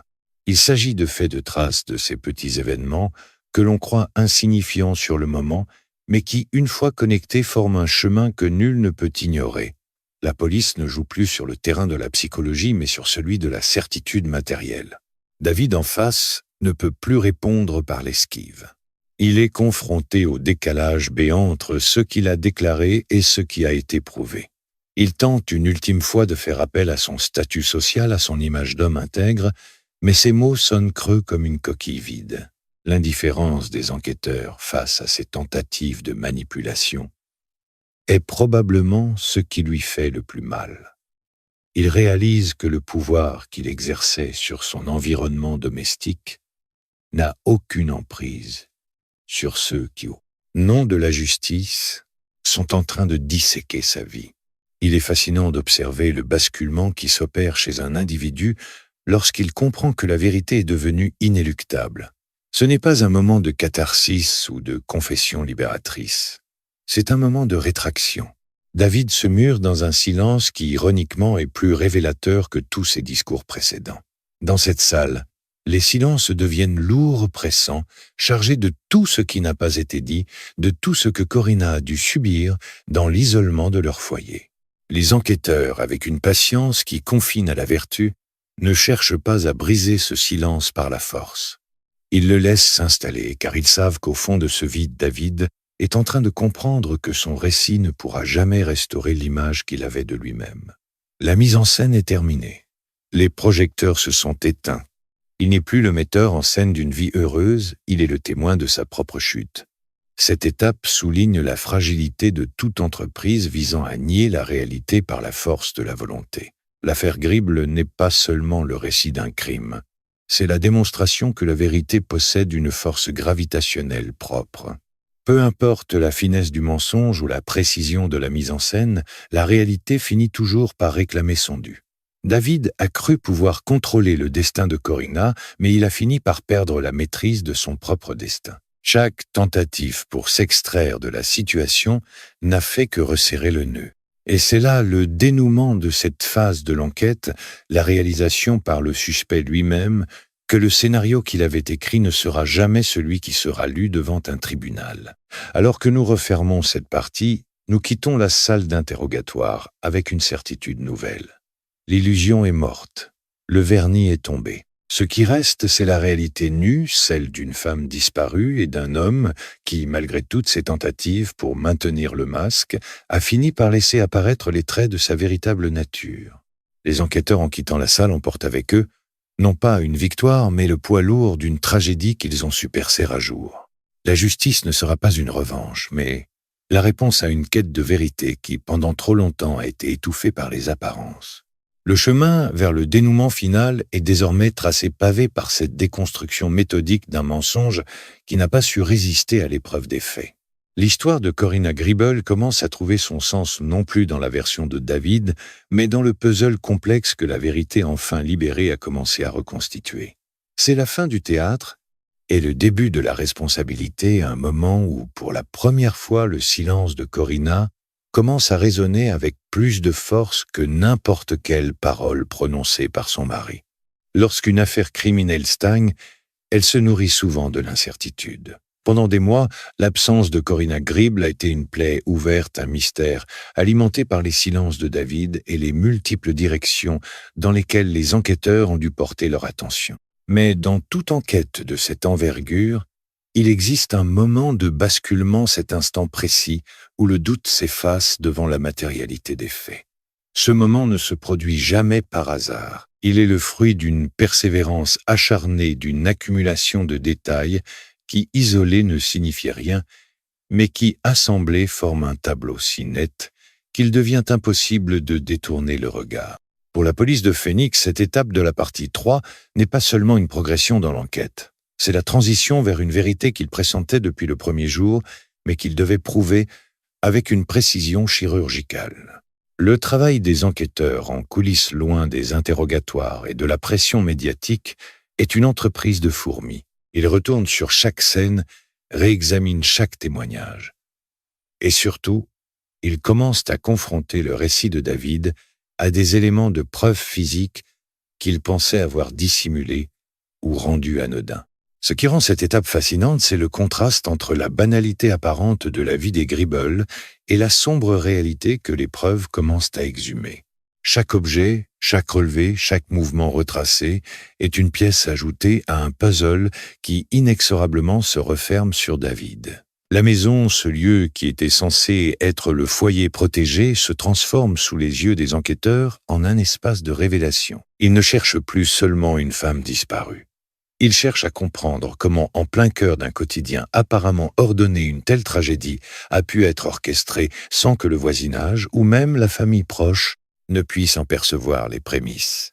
Ce processus de révélation est une épreuve psychologique en soi pour les enquêteurs. Ils doivent maintenir une rigueur absolue tout en affrontant la réalité brutale des découvertes. Ils commencent à mettre en lumière les incohérences flagrantes de l'emploi du temps de David Desfailles, si évidente qu'on se demande comment il a pu croire qu'elle passerait inaperçue. Il a commis l'erreur classique du manipulateur. Il a pensé que les autorités seraient satisfaites des réponses superficielles qu'elles ne prendraient pas la peine de creuser sous la surface. Il a surestimé sa capacité à diriger le flux d'informations. Or, la police, en s'appuyant sur des données techniques et une analyse comportementale approfondie, a réussi à isoler les moments où son récit s'éloignait de la réalité. Chaque contradiction devient alors un levier, un outil qui permet de faire pression sur son narratif jusqu'à ce qu'il se fissure. C'est dans cette étape que la figure de Corinna, trop longtemps réduite au rôle de victime passive dans le récit de son mari, commence à reprendre sa place dans l'histoire. Les enquêteurs s'attachent à reconstituer ces derniers moments, non pas dans le but de spéculer sur la violence, mais pour comprendre la trajectoire d'une vie qui a été interrompue. Ils interrogent son passé, ses rares confidences, les moments où elle a tenté peu, être d'exprimer son étouffement. Ces éléments sont cruciaux, car ils donnent une profondeur humaine à l'enquête. Corinna n'est plus un nom dans un dossier, elle devient une présence réelle, dont l'absence exige justice. Ce travail de mémoire est essentiel pour construire le dossier solide qu'il faudra présenter devant une cour. Il ne suffit pas de montrer que David est un suspect. Il faut montrer l'érosion lente et systématique de l'autonomie de Corinna, rendant ainsi son acte final non seulement incompréhensible, mais inexcusable. L'atmosphère au sein de l'équipe d'enquêteurs devient électrique. Ils savent qu'ils tiennent le bout du fil. Les preuves commencent à s'accumuler non comme une avalanche, mais comme une montée lente et irrésistible de l'eau. David, de son côté, semble ressentir ce changement de dynamique.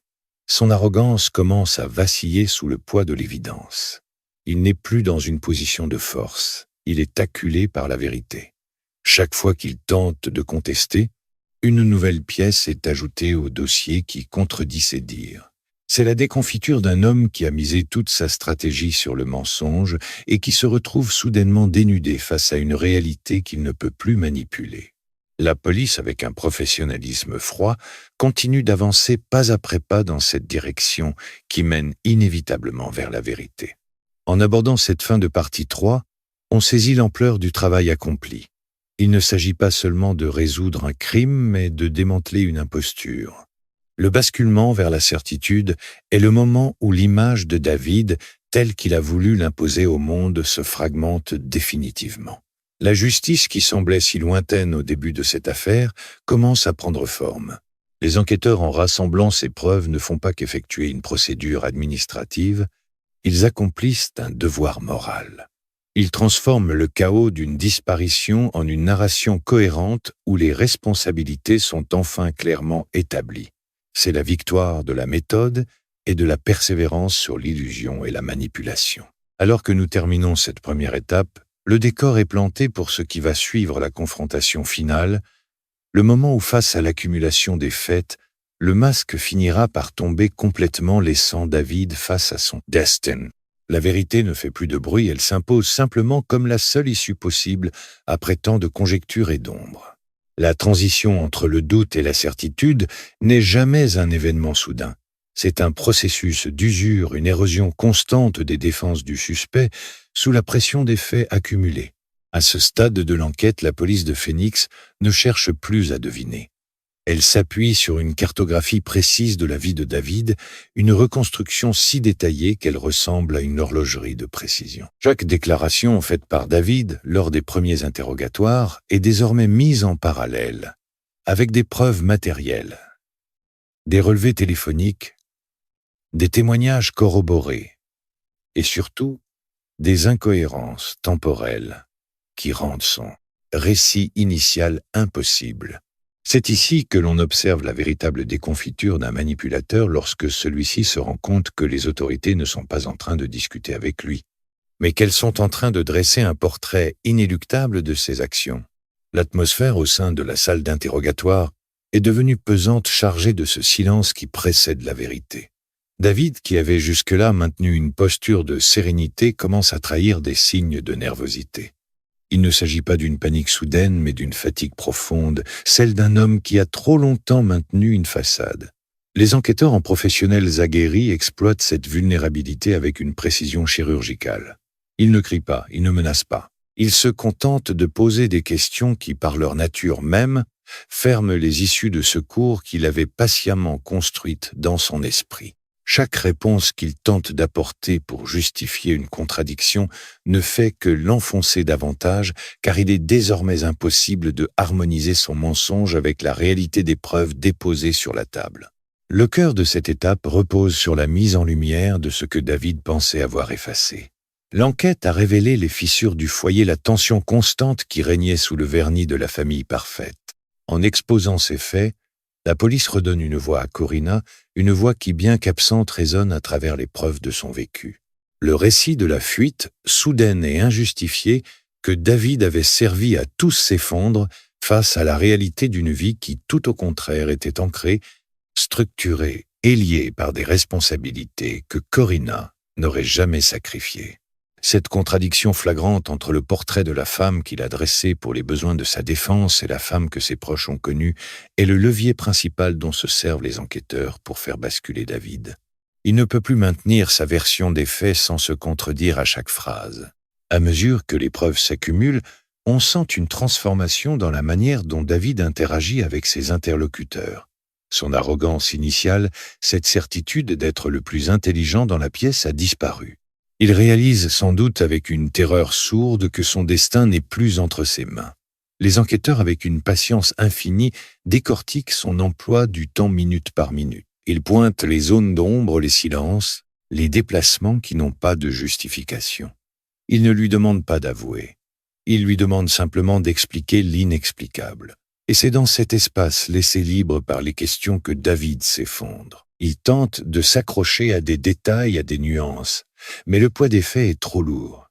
Il est devenu le prisonnier de son propre récit. Le plus frappant dans cette étape, c'est l'évolution du sentiment d'injustice chez les proches de Corinna, qui, informés de l'avancée des preuves, voient enfin la vérité sortir de l'ombre. Ce n'est pas seulement un soulagement, c'est une validation.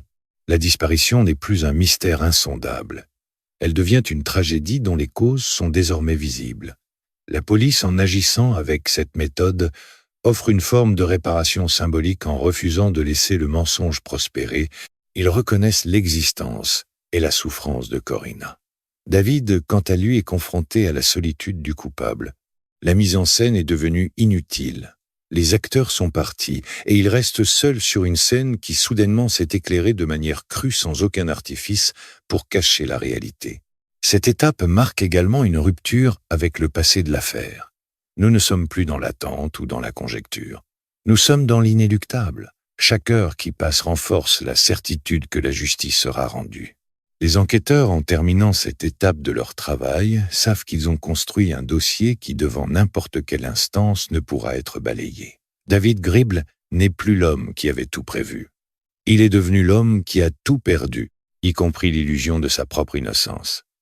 Le démantèlement méthodique a été complet. Les fondations sur lesquelles il avait bâti son mensonge ont été retirées, laissant son récit à nu fragile et indéfendable. C'est la fin d'un chapitre où le mensonge a tenté de réécrire le réel, et c'est le prélude à la confrontation finale, celle où les faits ne seront plus contestés par des mots, mais par la force inéluctable d'une vérité qui, enfin, demande des comptes. Alors que la lumière s'intensifie sur les actions de David, on sent que l'ultime étape, celle de la résolution judiciaire, est désormais à portée de main et que plus rien, pas même sa capacité de manipulation, ne pourra empêcher la justice de suivre son cours. Alors que nous approchons du point culminant de cette affaire, l'air dans la salle d'interrogatoire semble être devenu plus dense, comme si le poids de tout ce qui a été tu pendant ces longs mois de mystère pesait désormais sur les épaules de ceux qui sont présents. David Gribble, autrefois maître de son récit et architecte d'une réalité de substitution, se retrouve face à l'inévitable. Les preuves accumulées, ces fragments de vérité qui, mis bout à bout, ont dessiné le portrait d'une tragédie, ne sont plus de simples éléments de dossier. Elles sont devenues une barrière infranchissable derrière laquelle il ne peut plus se retrancher. C'est le moment charnière où la fiction qu'il a créée se heurte frontalement au mur de la réalité. Pour lui, il n'y a plus d'issue, plus de scénario alternatif, plus de manœuvre possible pour dévier le regard des enquêteurs.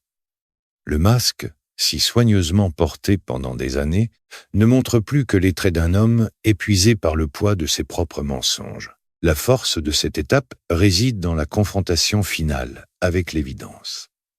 Ce n'est pas un moment de fracas ou de colère, mais une reconnaissance silencieuse du fait que le jeu est terminé. Les enquêteurs ne cherchent plus à obtenir une confession pour leur propre satisfaction.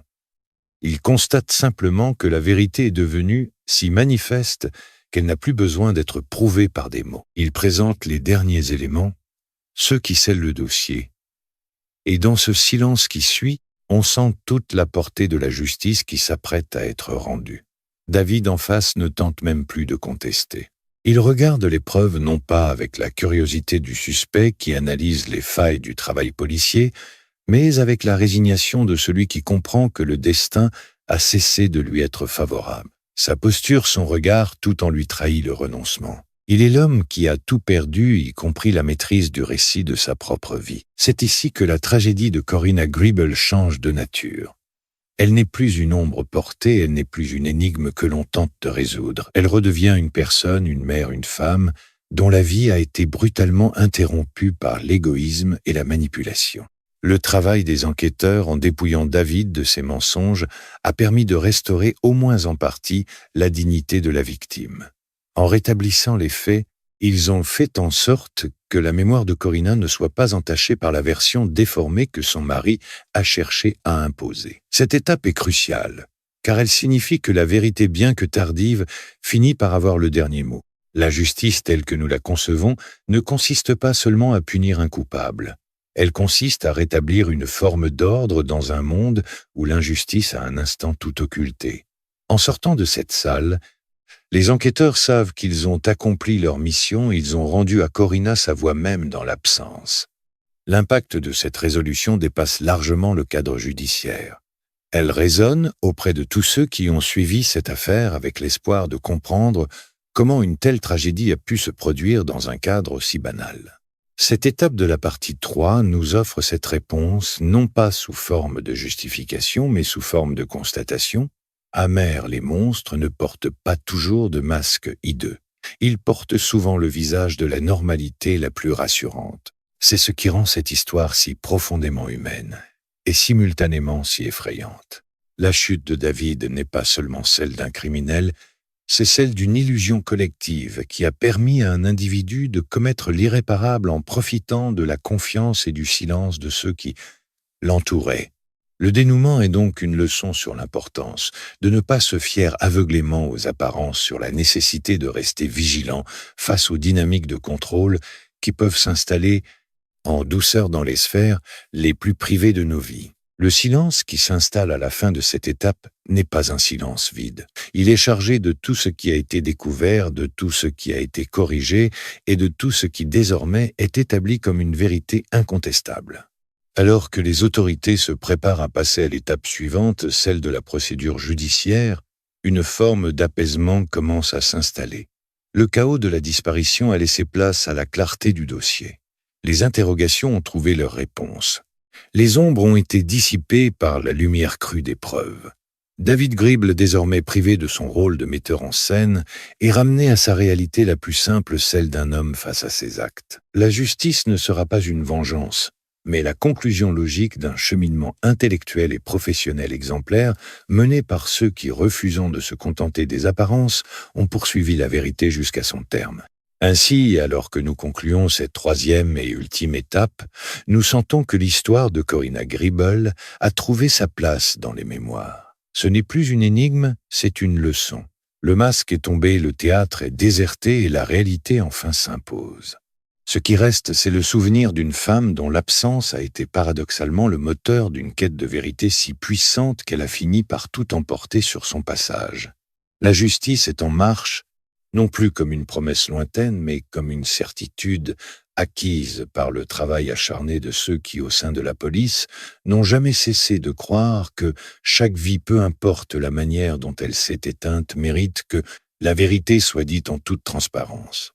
Le rideau peut désormais tomber sur cette affaire, car la lumière, cette lumière que rien ne peut éteindre, a enfin révélé ce qui était caché dans l'ombre du quotidien. Lorsque le rideau tombe sur l'enquête, le silence qui suit n'est pas le même que celui des premiers jours. Ce n'est plus un silence d'interrogation ou de doute, mais un silence chargé de la gravité du jugement. Pour la famille de Corinna, pour ses enfants et pour tous ceux qui ont été marqués par cette tragédie, le processus judiciaire qui s'ouvre constitue l'étape la plus douloureuse et paradoxalement la plus nécessaire. Si la police a réussi à reconstituer les faits et à démasquer l'imposture de David, le tribunal représente désormais le seul lieu où cette vérité jusqu'alors technique et factuelle devient une réalité officielle sanctionnée par la loi.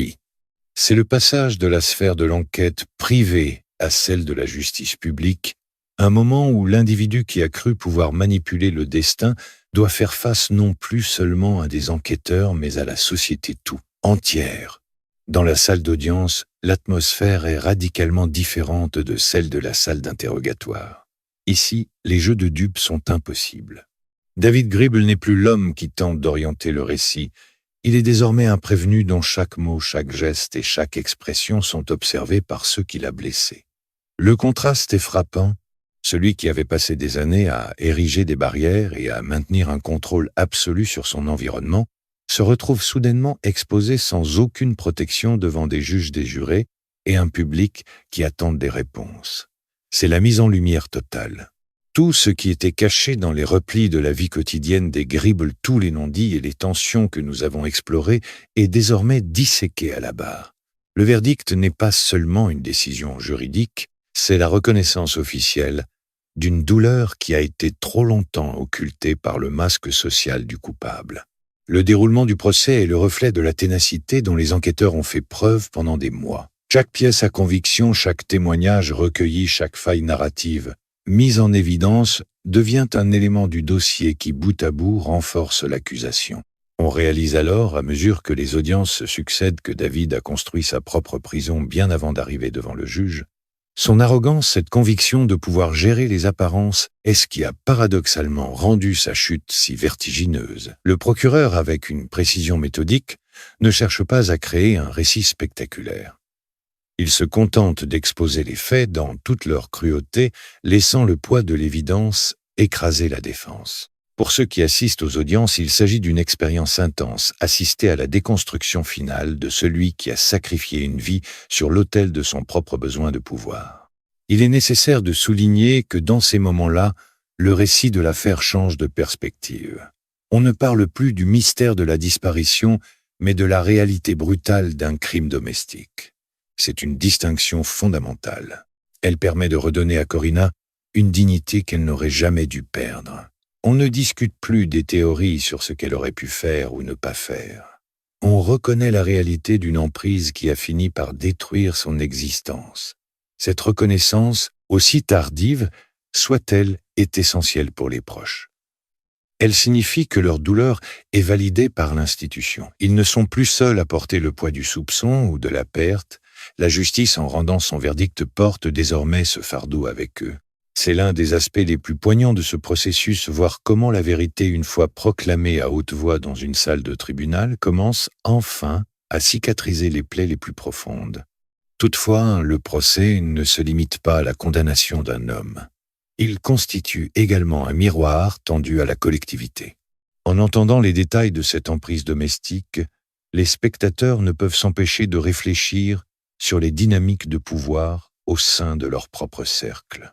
L'affaire Gribble devient ainsi un cas d'étude sur l'isolement, sur la fragilité des liens sociaux et sur la manière dont une apparence de normalité peut masquer les pires tourments. Ce n'est pas seulement une condamnation pénale qui se joue ici, c'est un avertissement adressé à tous. La justice devient par ce biais un instrument de prévention et de prise de conscience. En dénonçant les méthodes de David, en mettant en lumière le mécanisme de sa manipulation, les autorités contribuent à briser le cycle du silence qui a permis à un tel drame de se produire au vu et au su de tous sans que personne ne puisse intervenir à temps. Alors que nous avançons dans cette première étape de la conclusion, on ressent que la boucle est sur le point d'être bouclée. La justice, après avoir été une quête longue et ardue, s'incarne enfin dans des actes concrets. David Gribble est en train de perdre les derniers vestiges de ce pouvoir qu'il a exercé avec tant de malveillance. Ce qui demeure, c'est le souvenir indélébile de Corina et la certitude que, malgré les efforts de ceux qui cherchent à nier la vérité ou à la dissimuler derrière des mises en scène, la justice a cette capacité unique de faire émerger la réalité dans toute sa complexité. C'est la fin de l'époque de l'illusion. Et c'est le commencement d'un temps où enfin la parole peut circuler librement, où les faits sont enfin reconnus pour ce qu'ils sont, et où la justice, en rendant son verdict, permet à ceux qui ont été touchés par cette tragédie de commencer à envisager un avenir. Un avenir où le poids du passé ne sera plus une prison, mais un souvenir douloureux, mais libéré de l'ombre de l'injustice. C'est la victoire de la clarté sur la manipulation, et c'est le socle sur lequel peu à peu une forme d'apaisement pourra enfin se construire. Après le verdict, lorsque le silence retombe enfin dans la salle d'audience, le véritable travail commence pour ceux qui ont survécu à la tempête. Si la justice a officiellement clos le chapitre pénal, elle ne referme pas pour autant les blessures intérieures. Le processus judiciaire agit comme un scalpel ouvrant des plaies pour extraire le poison du mensonge, mais le temps de la cicatrisation lui appartient aux victimes. Dans cette étape, nous observons comment une communauté, et surtout la famille de Corina, tente de se réapproprier une existence qui a été durablement altérée par l'ombre de David Gribble. La tragédie ne s'est pas limitée à la disparition. Elle a contaminé la confiance, le rapport à l'autre et la perception même de la sécurité domestique. Pour les proches, la réalité post-procès est un paysage dévasté, où il faut apprendre à marcher de nouveau non plus sous la surveillance constante d'un manipulateur, mais sous la lumière crue de ce qui est arrivé. Il est frappant de constater combien la reconstruction est une lutte solitaire. Le procès est une scène publique, mais le deuil lui est une expérience privée, une succession de jours où chaque souvenir de Corina est désormais filtré par la connaissance de sa fin tragique. Les proches doivent naviguer entre le besoin légitime de justice et la douleur d'un vide qui, malgré la condamnation de David, ne sera jamais comblé. C'est le paradoxe de la justice, elle offre une réparation formelle, une reconnaissance légale de la faute, mais elle est incapable de rendre ce qui a été volé. Dans cette phase, le récit de l'affaire ne se concentre plus sur les preuves ou les arguments juridiques, mais sur l'humanité des victimes. On commence à parler de Corina, non plus comme d'un dossier à résoudre, mais comme d'une femme dont l'histoire doit être préservée des griffes de son meurtrier. C'est un acte de résistance refusé que la vie de Corina soit définie uniquement par sa disparition. Cette étape souligne également l'impact dévastateur de l'emprise sur ceux qui sont restés.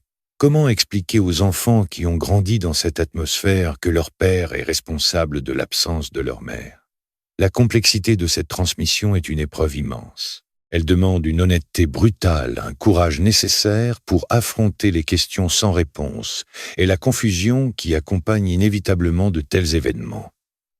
La reconstruction passe ici par la parole, une parole qui, contrairement à celle de David, n'a pas pour but de manipuler ou de dissimuler, mais de guérir. C'est une parole qui libère, qui permet aux survivants de mettre des mots sur l'indicible et progressivement de bâtir une narration propre débarrassée du poids du secret. En ce sens, la justice n'est pas le terme du voyage, mais le point de départ d'un cheminement vers une vérité vivante, intégrée et acceptée. Parallèlement, la communauté locale, qui avait longtemps été bercée par l'illusion de la tranquillité suburbaine, se trouve elle aussi en état de choc. L'affaire Gribble a ébranlé les certitudes. Les voisins, les connaissances, ceux qui croisaient David au quotidien, sont contraints de revisiter leur propre perception. Cette étape est celle de la remise en question collective. Comment avons-nous pu ne rien voir? Pourquoi le vernis des apparences a-t-il été si efficace? C'est le moment où les masques sociaux de tout un voisinage sont par ricochet interrogés. La tragédie de Corina devient ainsi une sorte de miroir sociétal. Elle force chacun à redéfinir les limites de la vie privée et de la responsabilité citoyenne. On réalise alors que l'indifférence ou le désir de préserver la paix à tout prix peuvent dans certains contextes devenir les complices involontaires du pire. La reconstruction est donc un processus à plusieurs niveaux. Elle est individuelle, familiale et sociale. Elle demande du temps, cette denrée rare que le crime a si cruellement volée à Corina. Mais ce temps, bien que marqué par le deuil, est aussi celui de la résilience. On voit émerger au fil des mois des initiatives visant à honorer la mémoire de la victime des mouvements de soutien pour les familles, touchées par des drames similaires, et une volonté farouche de faire en sorte que le nom de Corina ne soit plus jamais associé à la faiblesse, mais à une forme de force retrouvée. La vérité, une fois qu'elle est dite, perd son pouvoir destructeur pour devenir lentement un socle sur lequel on peut se tenir. Ce n'est pas un effacement de la douleur, c'est une transformation de celle-ci en une conscience plus aiguë de la valeur de la vie. À la fin de cette étape, on réalise que le mal ne triomphe pas seulement par l'acte criminel, mais aussi par le silence et l'oubli qui cherche à le suivre. En refusant cet oubli, en partageant le récit de ce qui est arrivé, non pas pour se complaire dans le morbide, mais pour témoigner les proches de Corina, accomplissent un acte de justice ultime. Ils ne laissent pas David avoir le dernier mot. Le dénouement de cette étape n'est pas une fin heureuse, car une telle chose n'existe pas dans le sillage d'un meurtre, mais c'est une étape de dignité retrouvée. Le récit est désormais entre les mains de ceux qui aimaient Corina, et c'est là une forme de victoire. La lumière a fini par dissiper l'obscurité des manipulations de David. Et si les cicatrices resteront toujours présentes, elles sont désormais les témoins d'une survie et d'une victoire de la vérité sur l'ombre. Le chemin est long, il est sinueux, mais il mène vers une terre où enfin la vie peut recommencer à germer hors du contrôle de celui qui pensait tout régenter. C'est la force de la résilience, cette capacité humaine inouïe à refaire surface même après avoir été plongé dans les profondeurs de l'insoutenable. Alors que le temps passe et que les échos du procès s'estompent, il reste une question fondamentale: que faire de ce silence qui succède à l'orage? Une affaire comme celle de Corina Gribble ne se contente pas de laisser des dossiers, classés ou des peines de prison. Elle laisse une empreinte durable sur tous ceux qui en ont été les témoins directs ou indirects. Arrivé au terme de ce récit, il est crucial de comprendre que la résolution judiciaire, bien qu'essentielle, n'est que la partie émergée de l'iceberg. La véritable conclusion ne se trouve pas dans les comptes rendus des tribunaux, mais dans la manière dont la mémoire de Corina continue d'exister au-delà de la tragédie. C'est la transition ultime, le passage du deuil à la transmission, où le récit devient une leçon pour le futur, un appel à une vigilance accrue et à une empathie plus profonde pour ceux qui, autour de nous, pourraient être enfermés dans des situations de vulnérabilité que nous ne soupçonnons pas. Le travail de mémoire est un acte de résistance. En refusant de réduire Corina à l'image de la victime tragique, en insistant pour se souvenir de sa lumière, de son dévouement et de sa capacité à aimer, ses proches accomplissent une œuvre qui dépasse le simple cadre du souvenir personnel. Il réclame l'humanité de celle qui a été niée par la manipulation. Cette étape est celle où l'on réalise que la justice, pour être complète, doit être accompagnée d'une reconnaissance de la dignité humaine. C'est un processus lent, presque imperceptible, où la douleur se transmute en une volonté d'aider. Voir des initiatives éclore pour soutenir les familles en détresse ou simplement entendre des paroles de soutien circuler au sein d'une communauté échaudée montre que la tragédie a servi de catalyseur à une forme de solidarité. Nouvelle. Le silence qui avait permis au mensonge de prospérer est remplacé par une volonté de transparence et d'écoute. D'un point de vue narratif, le dénouement de cette histoire nous rappelle que le contrôle tel que David Gribble l'a exercé est une force destructrice qui s'autodétruit invariablement. L'ironie, si l'on peut dire, réside dans le fait que David, en voulant tout diriger, a fini par ne plus rien posséder, pas même sa propre liberté ou l'image de soi qu'il chérissait tant. Sa chute est une démonstration presque mathématique de la fragilité des systèmes basés sur le mensonge. Le monde, malgré ses zones d'ombre, tend vers la lumière. Cette vérité ne se laisse pas étouffer indéfiniment. Chaque effort déployé pour la cacher finit par agir comme un projecteur, mettant en relief les contradictions et les mensonges. Pour les spectateurs de cette histoire, c'est une preuve de plus que l'intégrité, même lorsqu'elle semble écrasée sous le poids des apparences, finit toujours par retrouver sa place. Il est important en concluant ce récit de revenir à l'idée de la normalité. La banlieue de Phoenix, avec ses maisons identiques et ses rues calmes, est le cadre de vie de millions de personnes. Cette affaire n'est pas la preuve que le danger est omniprésent, mais plutôt un rappel que nous devons rester attentifs. L'attention, ce n'est pas la suspicion, c'est la bienveillance. C'est prendre le temps de regarder réellement nos voisins, de remarquer un changement dans une voix, un repli anormal chez un ami, une hésitation dans un regard.